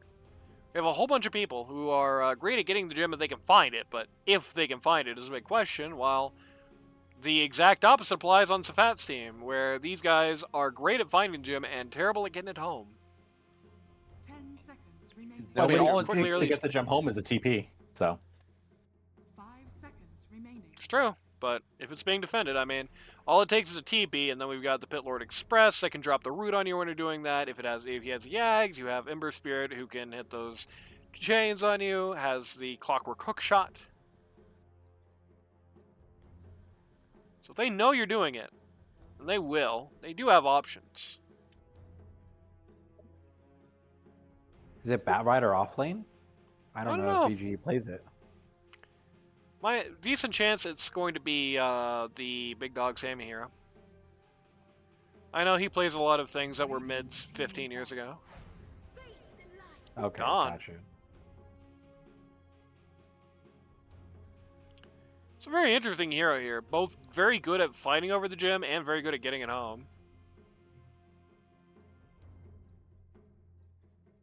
They're doing it for the tree break. But you got that as well. Of course, that's not going to be very nice for Mr. Treon Protector, but you know how it goes.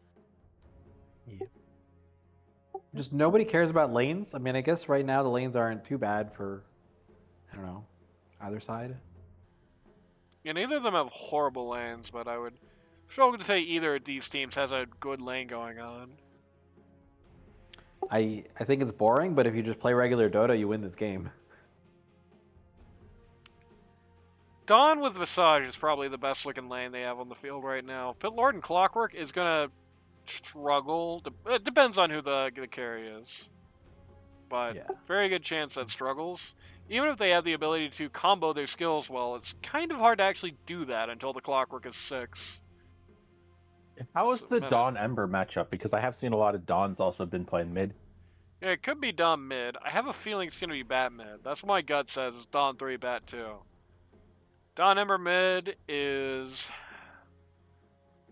usually kind of a nothing burger lane. They don't tend to kill each other very much. It's going to be a lot of execution. Earthshaker, that's interesting. It's going to be a lot of execution on that. Huh. Oh, are they setting up for a PL carry?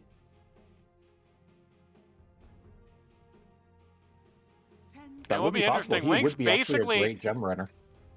Wink's basically be a great gem runner.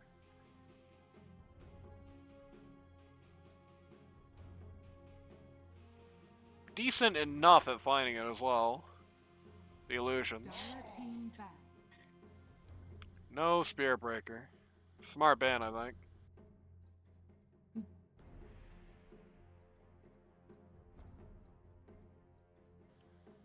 But that really looks like PL. If Hollywood doesn't ban it here, I'm going to be kind of shocked. 10 seconds remaining. Sadly for him, the reserve time does not outdo the delay here, so he will never know this until it's time.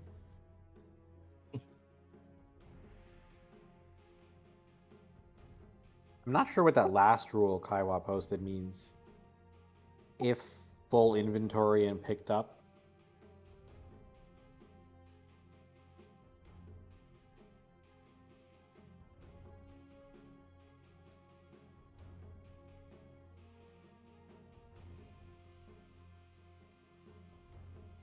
Radiant team pick. Well, the players know what it means, and that's the important bit. I'm sure the players will call for me to hand out a yellow card if somebody's breaking the rules.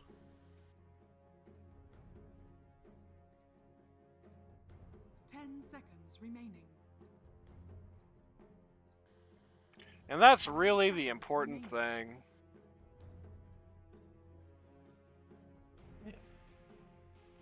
It looks like they need a carry for each team if they're actually planning on playing regular Dota at all.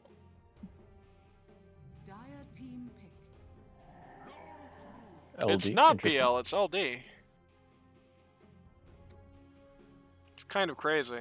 I guess PL into Pit Lord is a little gross.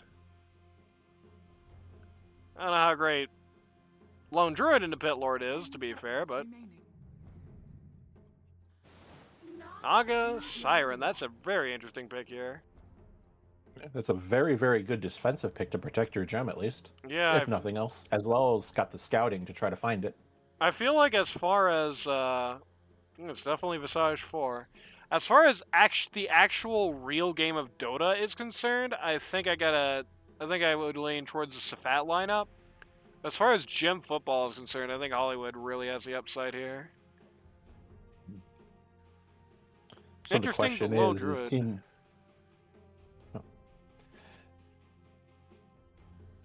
Checking to see this, but I think that it all boils down to how well they can hide the gem. Yeah, Hollywood team doesn't have that great of ability to see it. I mean, they got blind flares. That's really all they've got going for them. Blind flares and I guess the Pit Lord demons if you hide it somewhere like that. It does kind of feel like there is going to be an element of like absolute necessity. Like the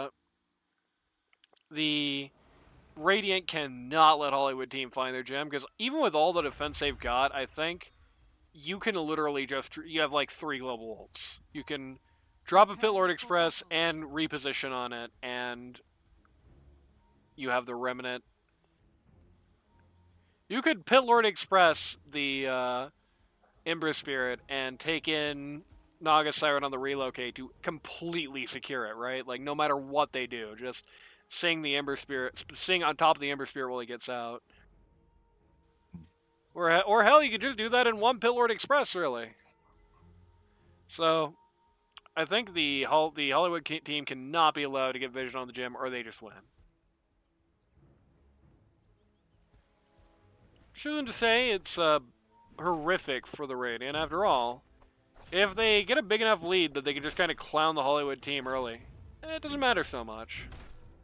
30 seconds to battle. Also, so while we've got a little bit of downtime, why don't we go over the rules of the gem football for the viewers? Yeah, sure. Why don't you read those so I can watch the things happening and move the camera? Sure. Which channel is it in again? League Cat, one of the most recent posts. Okay, here it is. All right, so gem rules. No putting gem in your own base. Get gems ASAP. Place gems anywhere you want, just not in your own base. So you can place it on the other team's side. Interesting. You cannot replace the gem until the enemy team has picked it up. Otherwise, if it's down, it stays down. 1 minute to replace gems if it gets picked up from the time you repick up the gem. So I'm not entirely sure what that means. If you take a gem back, you have a minute to reposition it. So if somebody picks it up, you kill them, you take the gem back, you get a minute to remove it. All right, if the the opposing team's gem into your fountain, you win. Place the gem outside the base by 11 minutes or you auto lose, and if inventory is full and you picked up the opposing gem, it counts as long as the opposing team can replace it. So pretty much if you touch the gem with a full inventory, it counts as picking it up. Yeah. Oh, okay. Either way, I should make mention of it that Space Cowboy on the IO has since joined us. He is well, he is still not the actual Possible. He's still the alternate, but at least he made it at some point. Radophobia has joined us on the commentary desk, and I was looking away from mid, and did not see Big Dog Sammy get this first blood on the Ember Spirit. I mentioned this matchup is going to be a lot of nothing happening, but an early kill like that can definitely tilt that. You know, make what should be a pretty boring even lane a little bit scarier. Guess that answers the question on what the matchup between Dawn and Ember goes. It's true. At least how it goes in this particular match. Though, Big Dog Sammy did lose nearly his entire health bar trying to press his advantage a little further. And a valuable lesson about grade.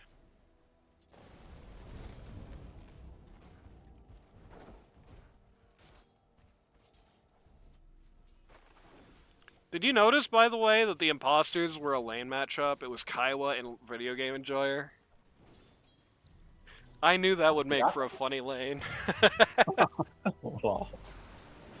See, the ultimate troll you could have done is have the two stand-ins be the imposters, because nobody would have seen it coming. I did think about that, but I was like, that's a little unfair, I think. On both, yeah, it's a little outside baseball. I'd be very sad for the guys who came in at for most of them. By that I mean half of them literally last minute. Video Game Enjoyer. It's gonna stand its ground here against the Clockwork. Get rid of him. Kaiwa now is very low. 6 stacks of oil. They're just burning. 8 stacks of oil. Just barely gets away. Well, they killed Marith bot.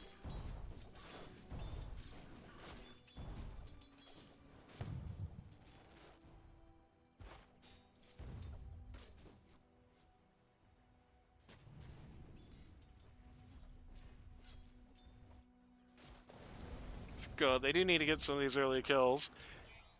I don't know how well the Lone Druid is going to do against the Pit Lord, like, as the game goes on, but in lane phase it should be alright at least. There's going Pitlord Gaming here, which will really hurt the last hit capabilities of the lone druid here, and hurt his ability to harass quite a bit, especially with the damage you gain in contrast. Pitlord right now doing over 100 damage per auto attack, and when near the lone druid's doing like 50 on the actual druid. Less than that on the bear. So yeah, with an IO backing him up as well too, it's going to be very, very difficult to kill him. Yeah, the Pit Lord is doing about as much right click as both the members of the Radiance. Well, not both the members, but the entirety of Lone Druid combined. Really. They're going Standing in the on ground here against the bear. Bear almost dies. The living armor is going to get it through this, though. Sammy. Sammy's actually fallen a level in this matchup. Ember Spirit is pulling ahead now. Courier killed. I believe that was Gotham's courier that just went down. Yes, it was. Had a few items on it, most notably a windlace. Pretty annoying thing to lose if you're him. Hollywood is going on the back line here, looking for more couriers, but is not finding them. The gym spawns at 10 minutes, right? I believe so. Yeah, okay.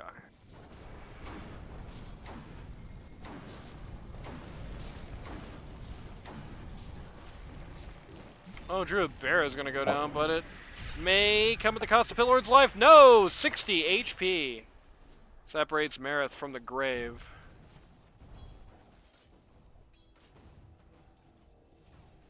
And Marith will be back up to full not too long, thanks to the IO, so... IO chewing on those tangos. Video game enjoyer making a big old mess in the top lane. We're also coming up on 6-minute runes. Let's see if anybody can make a play with that.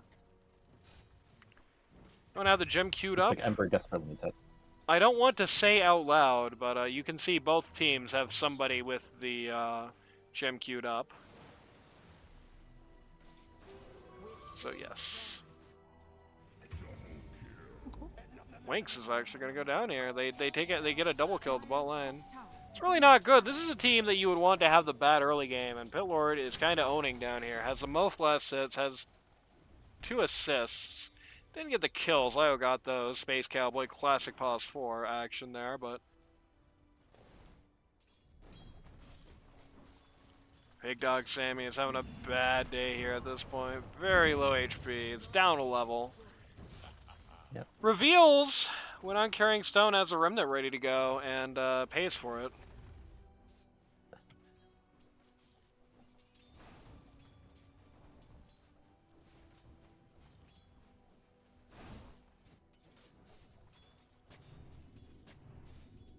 Alright, 7-minute wisdom's coming up. Doesn't look like anybody's going to be trying to steal any. Nope, it is just going to be more than likely 1-for-1.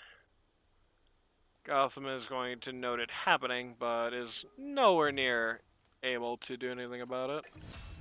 Their game enjoyer is going to pick it up. They're actually going to drop the Dawnbreaker level 6 on the Pitlord there to try and turn that momentum around. So there is that. Okay. Naga taking a lot of damage in the top lane. You see Looks an like the sun goes IO out. coming in. They're going to drop the ult here. Wackinson Jones is in. He's level 3 though, so gonna be a little bit rough, but then Gotham's not much higher. So Ace Cowboy has an entire level on him.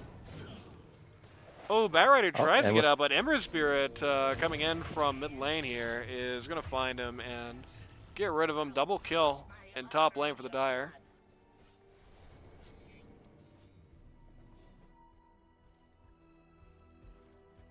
You know, maybe these early kills going to supports are actually going to help out if they decide to send the supports to buy the gem. Oh. Radiant's top tower is under attack. Dire's middle tower is under attack. Pit Lord being engaged on. IO relocating it? Or, nope, gate in.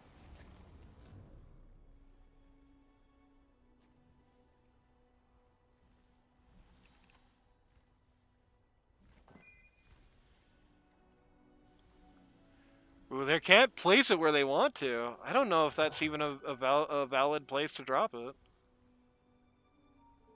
Flames will spread thrice. Fiddle fucking around with it. We'll say it's been placed.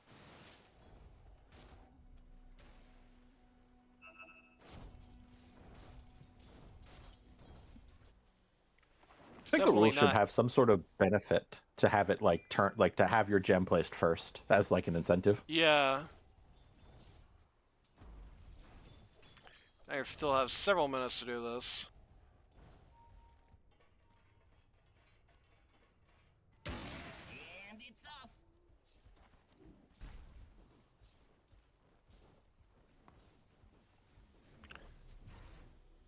Flares are already coming out looking for this gem.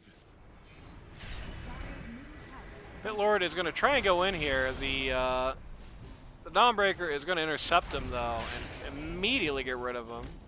Outrider also dropping an ult here. Space Cowboy is desperately looking for a way out, but those creeps are nowhere near here.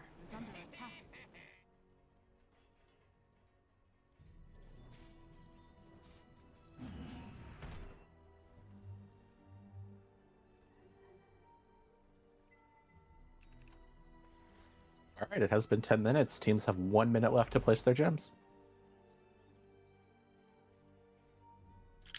Radiant's top tower is under attack. Dire's bottom tower is under attack.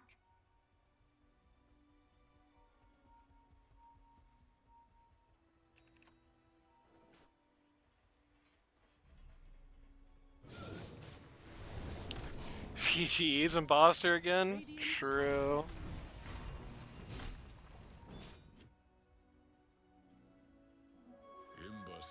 As long as Kiowa is also griefing.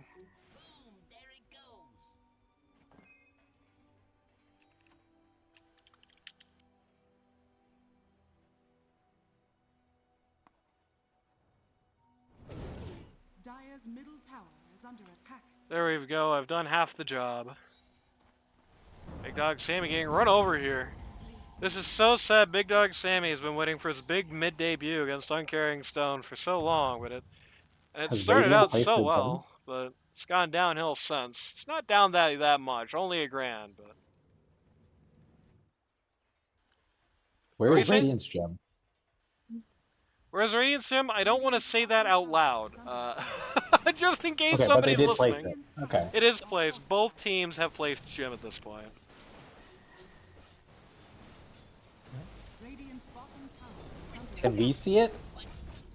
Yeah, you two, if you're in the actual game, you can see it. Okay. Ah. Fuck. Gotham has to wait.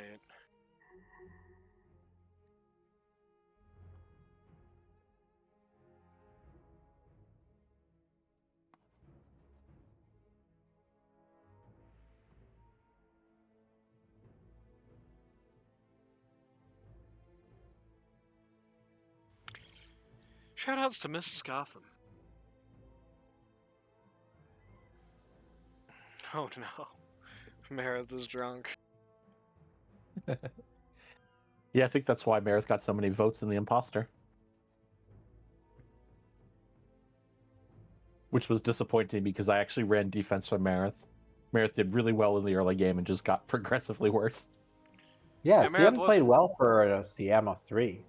Yeah, CM was pause 3 as CM, so.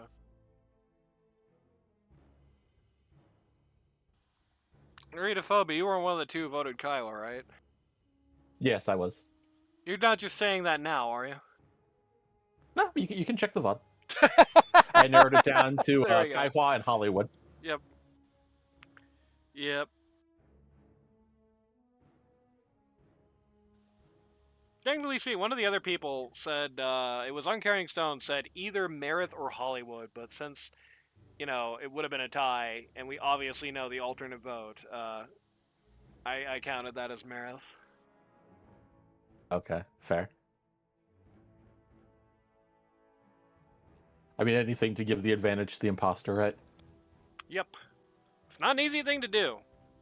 It's not an easy thing to do. So far, I think only 2 times has it been that the imposter did not get picked by the team, and in both cases, in the other case actually, in one case Kaiwa actually did get away with it and pin it on Meredith. In the other case, it was just Mega Man didn't like throw enough and won, and everybody was like, "You didn't do anything, or anything wrong, rather."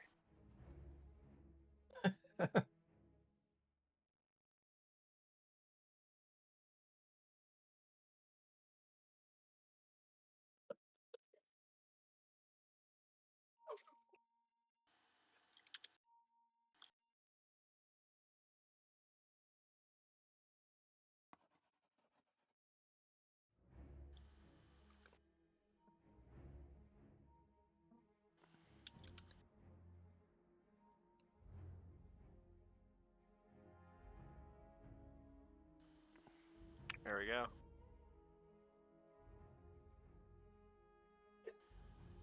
548 is of course impossible to be on a world map, but that's okay.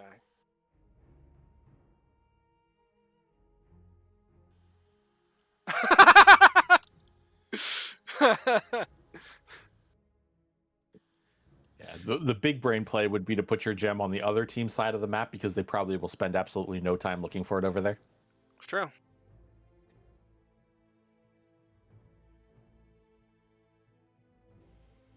I like both the Dawn and the Pit Lord buying Echo Saber. Pit Lord Echo Saber is definitely a grief. Meredith has 2 points of pit and is buying Echo Saber? Now this is the imposter. I guess Meredith, after being voted the imposter, decided to live up to that legacy.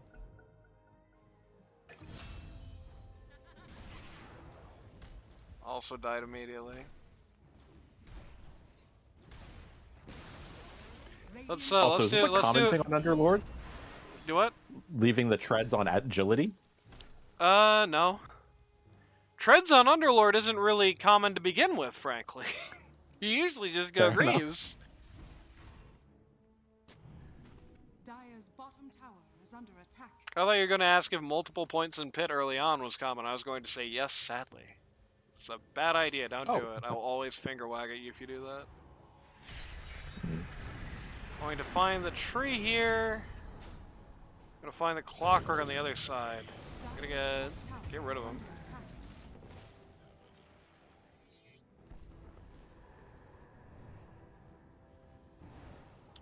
Lord Express up to top, following this Naga Siren song, but nobody actually. Okay, there we go. Ember Spirit is here now. Now it's a party.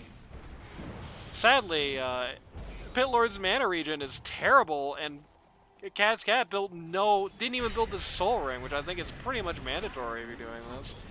The pit is going to come out at the end of the day, though. It's like double mandatory because you did 2 points pit, which again, don't do that. Makes it way more expensive for very little benefit. Radiant's top tower I can see Meredith's mentality, considering that they were laning with the IO, so mana regen wasn't a huge priority in lane. The bear. Oh, Gonna try and TP out. Almost made it. There's very close. All right, so they now have 1 minute to place the gem.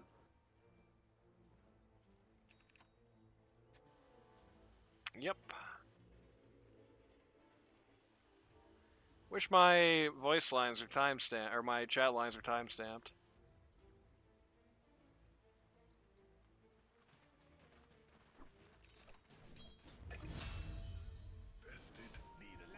Going to catch a interesting decision making here. Ember Spirit is actually going to die mid to make sure that the Radiant is not looking there. Radiant structures are fortified. Where the gem is actually being placed. Structures are fortified. Talk about making space. Is under attack. Yeah.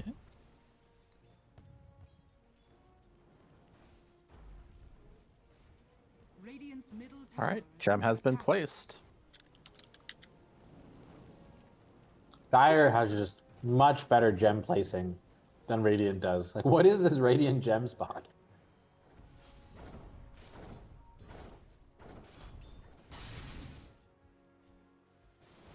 It's a good question. I'm not going to commentate too much on it. Better to not give it away.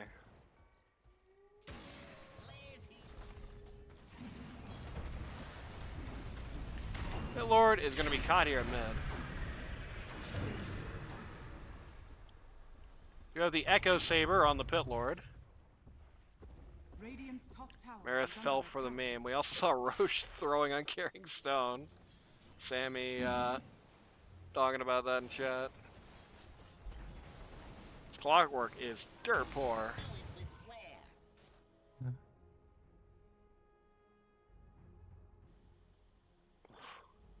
That is an evil position for the Dire Gem. Two mids are going to kill each other.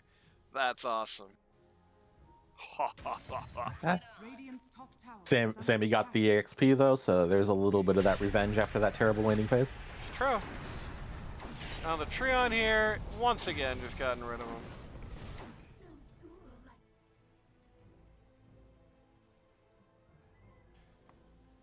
It's very awkward. I'm trying not to pan the camera like anywhere near the gym so you don't accidentally catch where it is. Trying to make this fair just in case somebody is being funny with the stream.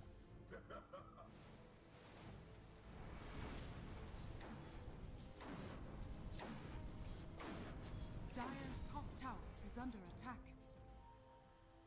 Winx is caught out here. Found by the Pit Lord. I guess this build makes more sense if you got an IO and you can like actually attack more than once a lifetime. So even with Agi Treads, you know, you can Pit Lord attacks once on every day that ends with Y. That's about the rate of fire you get out of him.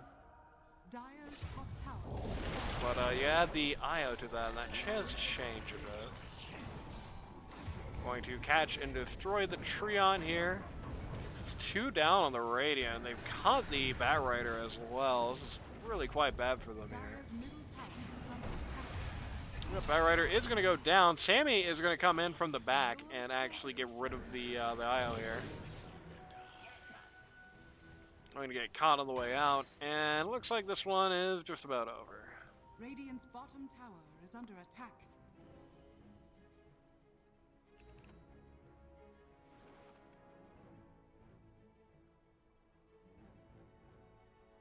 Don't talk about the elephant.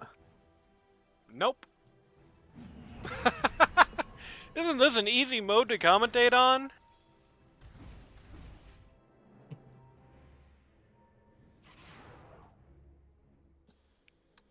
They're very close to getting a very early victory on the Radiant. Just got caught at the last second on that bear. Hollywood has found the Dawnbreaker. The rest of the team's coming with, but Dawn is going to make it out of this. Pit Lord is coming in, drops the that, but is able to jump out anyway. While Ember Spirit takes care of Gotham.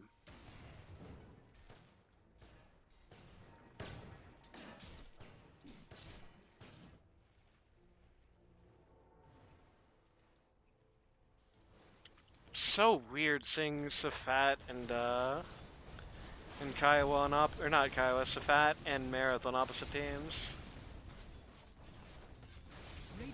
Oh, and you know, you got Kiowa and Gotham on this lineup. But...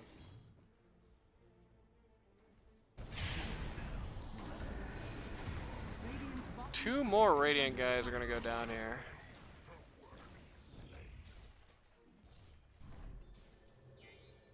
Kiowa says, hi, Sammy. Shoutouts to Big Dog Sammy.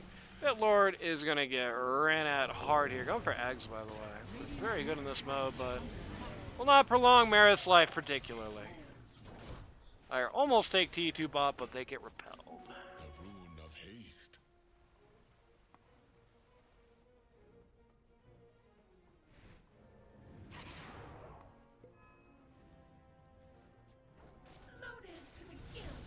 Sammy is convinced that there's something going on in that triangle over there. Not triangle, but the former site of the outpost. chasing Sammy right now, actually, up here behind T2 top. Sammy thinks the gem is back here. Could be. Could very easily be.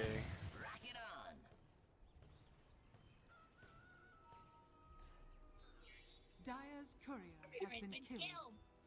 It's my second choice of places to put it. Looks like a fight's brewing down here.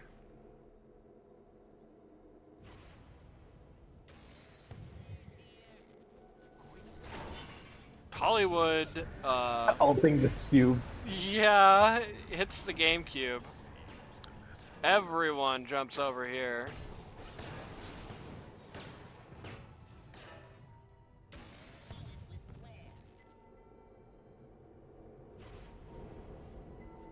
Pings.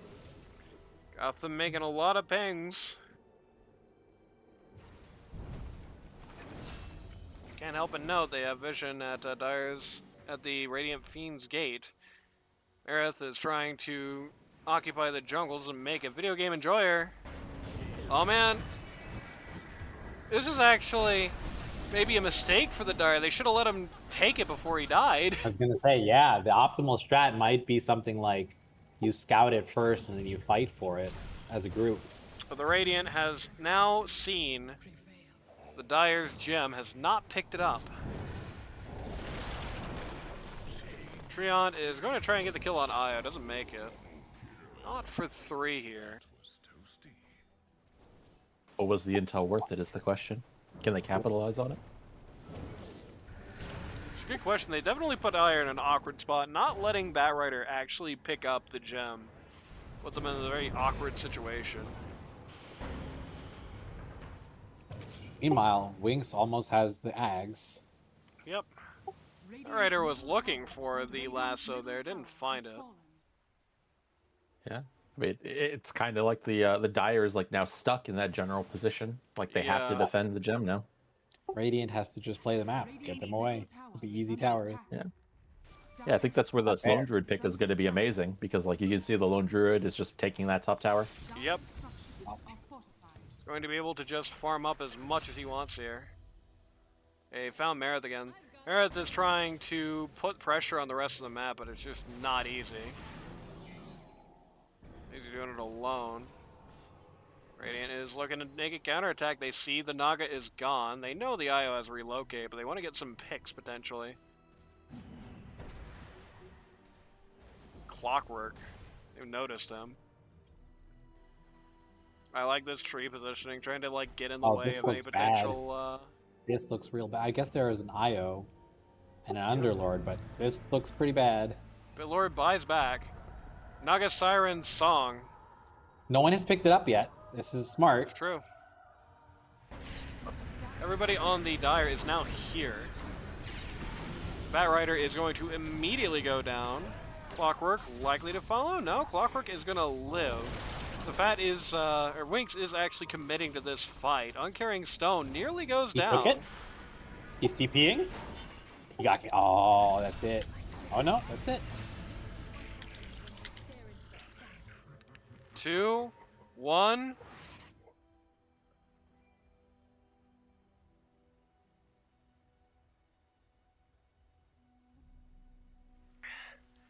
There you go. Safat. I can't. Safat 2-0 today. Radiant victory. I just can't believe that Radiant got away with that gem placement. Yeah. Yeah, absolutely. It was right in the middle of everyone.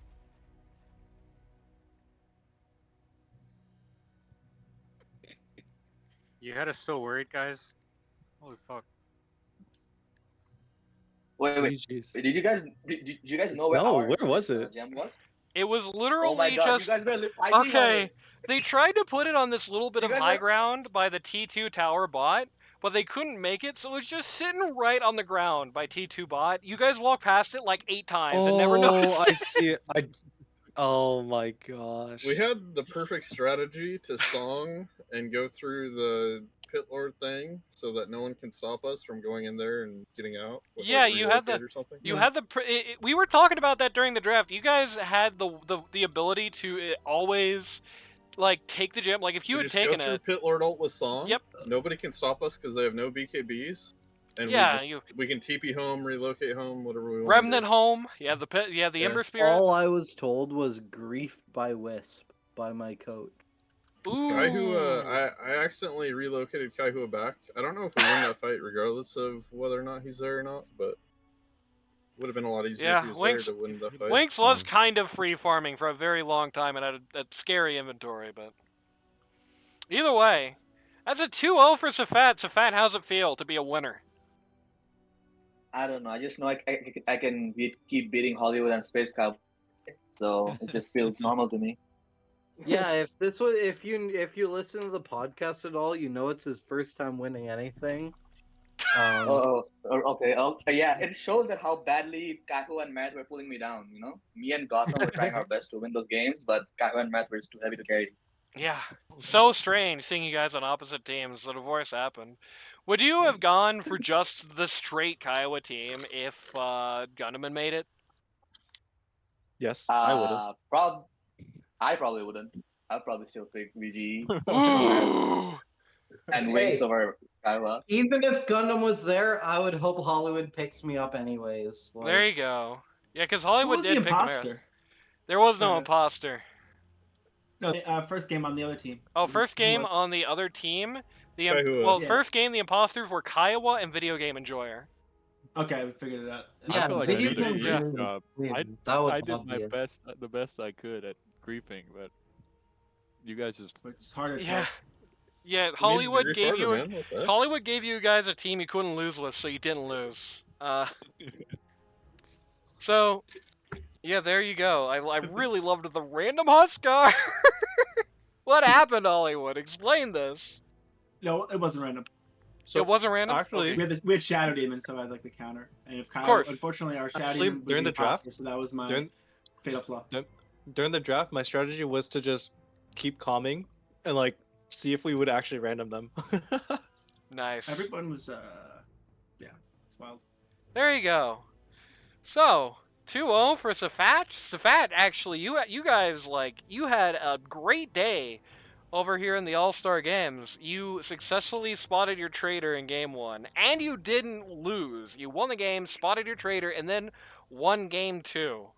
So that's a big performance. Thank you. Big day for the Safat team. So if you're one of the Safat people, except for Video Game Enjoyer, pat yourself on the back. If you're Video Game Enjoyer, well, I nearly, there was some mutiny that people were almost voting for Safat, so I had to try to gang up on Safat, but it's true. It's hard Yeah, when he I mean, knows he's the- not the moment- a griefer. The moment VGE was ganging up on me, I'm like, okay, it's VGE. 25 deaths and ganging up on me, there's no way this guy's yeah, not that Kiowa fast. did a much better job because Kiowa just sat there and blamed everyone. Kiowa's like, everybody is the traitor except for me. Well, also at the start, I said I literally got DM'd by you. You did mention that. Like I said, Yeah, that was weird. You said you were the imposter. Like that was like I guess a heavy bluff, but it's it was weird for game theory. It was a bluff that became real because when he said it, it wasn't true, and then it became true by accident. No, but he said it again. He said, well, he kind of like he leaned into it. I Right, guess. yeah, he said it like who isn't the imposter? Why would they claim to be imposter? Because they want to win too, right? It's not True. like Right, so that's why it was just weird. But So he there was you go. Season 21. It's all wrapped up now. So I'm gonna ask this. We're signups. Good question. Before we tune out, Hollywood, what was the best moment of this whole season? Fun. I'm trying to think. Maybe taking the arrow, and Dusty both getting stuck in the thing. I think. Oh, the best moment of the season was it's one block of text and it says need 3 stand-ins. Hard match. There you go. There you go. Safat. Anoni, I have a question for you, real quick. Go ahead. Yeah, where's the signups for season 22? I don't do that. Safat, what's the best moment of season 21? When signups for For me, the 22 best. came out. For me, the best moment would be when game week 1, when my pause 1 songed and then my pause 3 RP'd in the song. Very nice. That's when I knew it's all downhill from there. That's a team that made finals, baby. My best point was when Greg put up signups for season 22. That hasn't happened yet. So nothing good has happened yet. Okay, Tonight, you're Winks. saying it's gonna happen tonight? Winks, best moment of this season. Mute. Okay, well, Winks thinks about that. Video game enjoyer, best moment of the season. Winning the grand final with the worst hero in the game. Literally. It's true. The worst hero. Yeah, the statistical worst hero right now. Gotham, best moment of the whole season. Nepo is pretty bad, yeah. No, the other guy. is literally 127th out of 127 heroes. Gotham, best moment of the season. So even here, he is Gotham's not not here. here. Gotham left. Gotham's later. Sad. Okay. Typical Gotham. He's probably gone to bed. Marith, best moment of the season. Besides signups for next season opening. Actually, best moment of How's the it? season was playing Pango against Giraffe in like in the final game of the weeks or whatever. But signups for next season is actually the best. So getting cliffed. Got it. Okay. What? Uncaring went hard. Stone, best moment of the whole That went season. hard. I don't fucking know. Yeah, he don't fucking know, Nani. Good Dota. Good Dota. Good Dota, no Rhoda. Ah, what you gonna? Oh, go that far. We don't know because next season's playing not it, up, so the best point hasn't happened yet. That's true. Exactly. That's true. Right. Space Cowboy, best moment of the whole season. I got two quick ones. Number one, Okay. the Dusty crash out after he got dumpstered in semifinals. That was pretty great. It was a legendary crash out. The other one, when we played against the Cryptic team and I dumpstered Cryptic and Inno in lane and Inno was like 0-20 or something. Yeah, best two moments. The Dusty crash out was and pretty Dusty, legendary. both 0-20. Yep. Damn. It just keeps happening. And Video Game Enjoyer was 0-20 today. 0-25, don't. Sorry. 25 actually. Sorry, I didn't mean to screw it up. Winks, have you thought about the best moment of the season yet? Yes. You're not Winks. I'm just. Yeah, I speaking thought for- about the best moment of the season. Which one? He's Final probably topic? gonna say the sign-ups is probably what he's gonna think about. It's true. What is he gonna say that? Let's find out. Stay tuned. Winks, Winks, Winks, Winks, Winks, Winks, Winks, Winks. I'll allow you to speak, Winks. This is typical Winks. He's been muted for me all season. So True. Well, that makes sense I'll because he speak hasn't for been on him. your team. We need to mute everyone no, else like other he was than muted. Winx's He was mics, like the muted political before I got in the things. season. From like The meeting best him in a moment of pub, season, he was beating muted. Barrett 6 times in a row Holy without shit. losing. There we go. Space Cowboy, did you just say political things when you meant the debates? Yeah, let's go with that. You know, those I don't fucking things, know anything whatever about politics. happens. It's like the guys who are like running for Yeah, Either whatever. way. Like, yeah, no one gives a shit about that stuff, but they do It's one true. thing right by muting everybody else's mics when it's one person's turn to talk. And that, as they say, is that. That's a bow on season 21, which is absolutely the #1 season named season 21. If you or somebody you know want to learn Dota, and that's not a ruse because there are 2 seasons called that. If you or somebody you know want to learn Dota 2 at a casual or more competitive level, go to ld2l.org. It's not GG anymore. Go to ld2l.org today to sign up for season 22 when those drop, which are probably going to be sooner than later. In-houses are going to be popping. I would not be surprised if one starts literally the moment we sign out here today. Queues are going to be popping everywhere you look. ld2l.org, go to the Discord server. That's where all the action is happening. It's been good to see you this season, and I will see you again, season 22. Bye-bye for now. Sign-ups. GG's. Whoa! Well, what I is mean, I'm gonna be, sign-ups like? I'm gonna be, Sign up. I'm gonna be So streaming now that we're off off season. stream. I'm going to be streaming off season actually. So if you want to watch my normal streams, we do Monday Madness where I do a couple of longer games, cycle between them. One-off Wednesday, where we just play some random crap, whatever I feel like that week. Suffering Sunday, where I play shitty games and torture myself for your amusement. Show up to those two, huh? All right. Goodbye, everybody!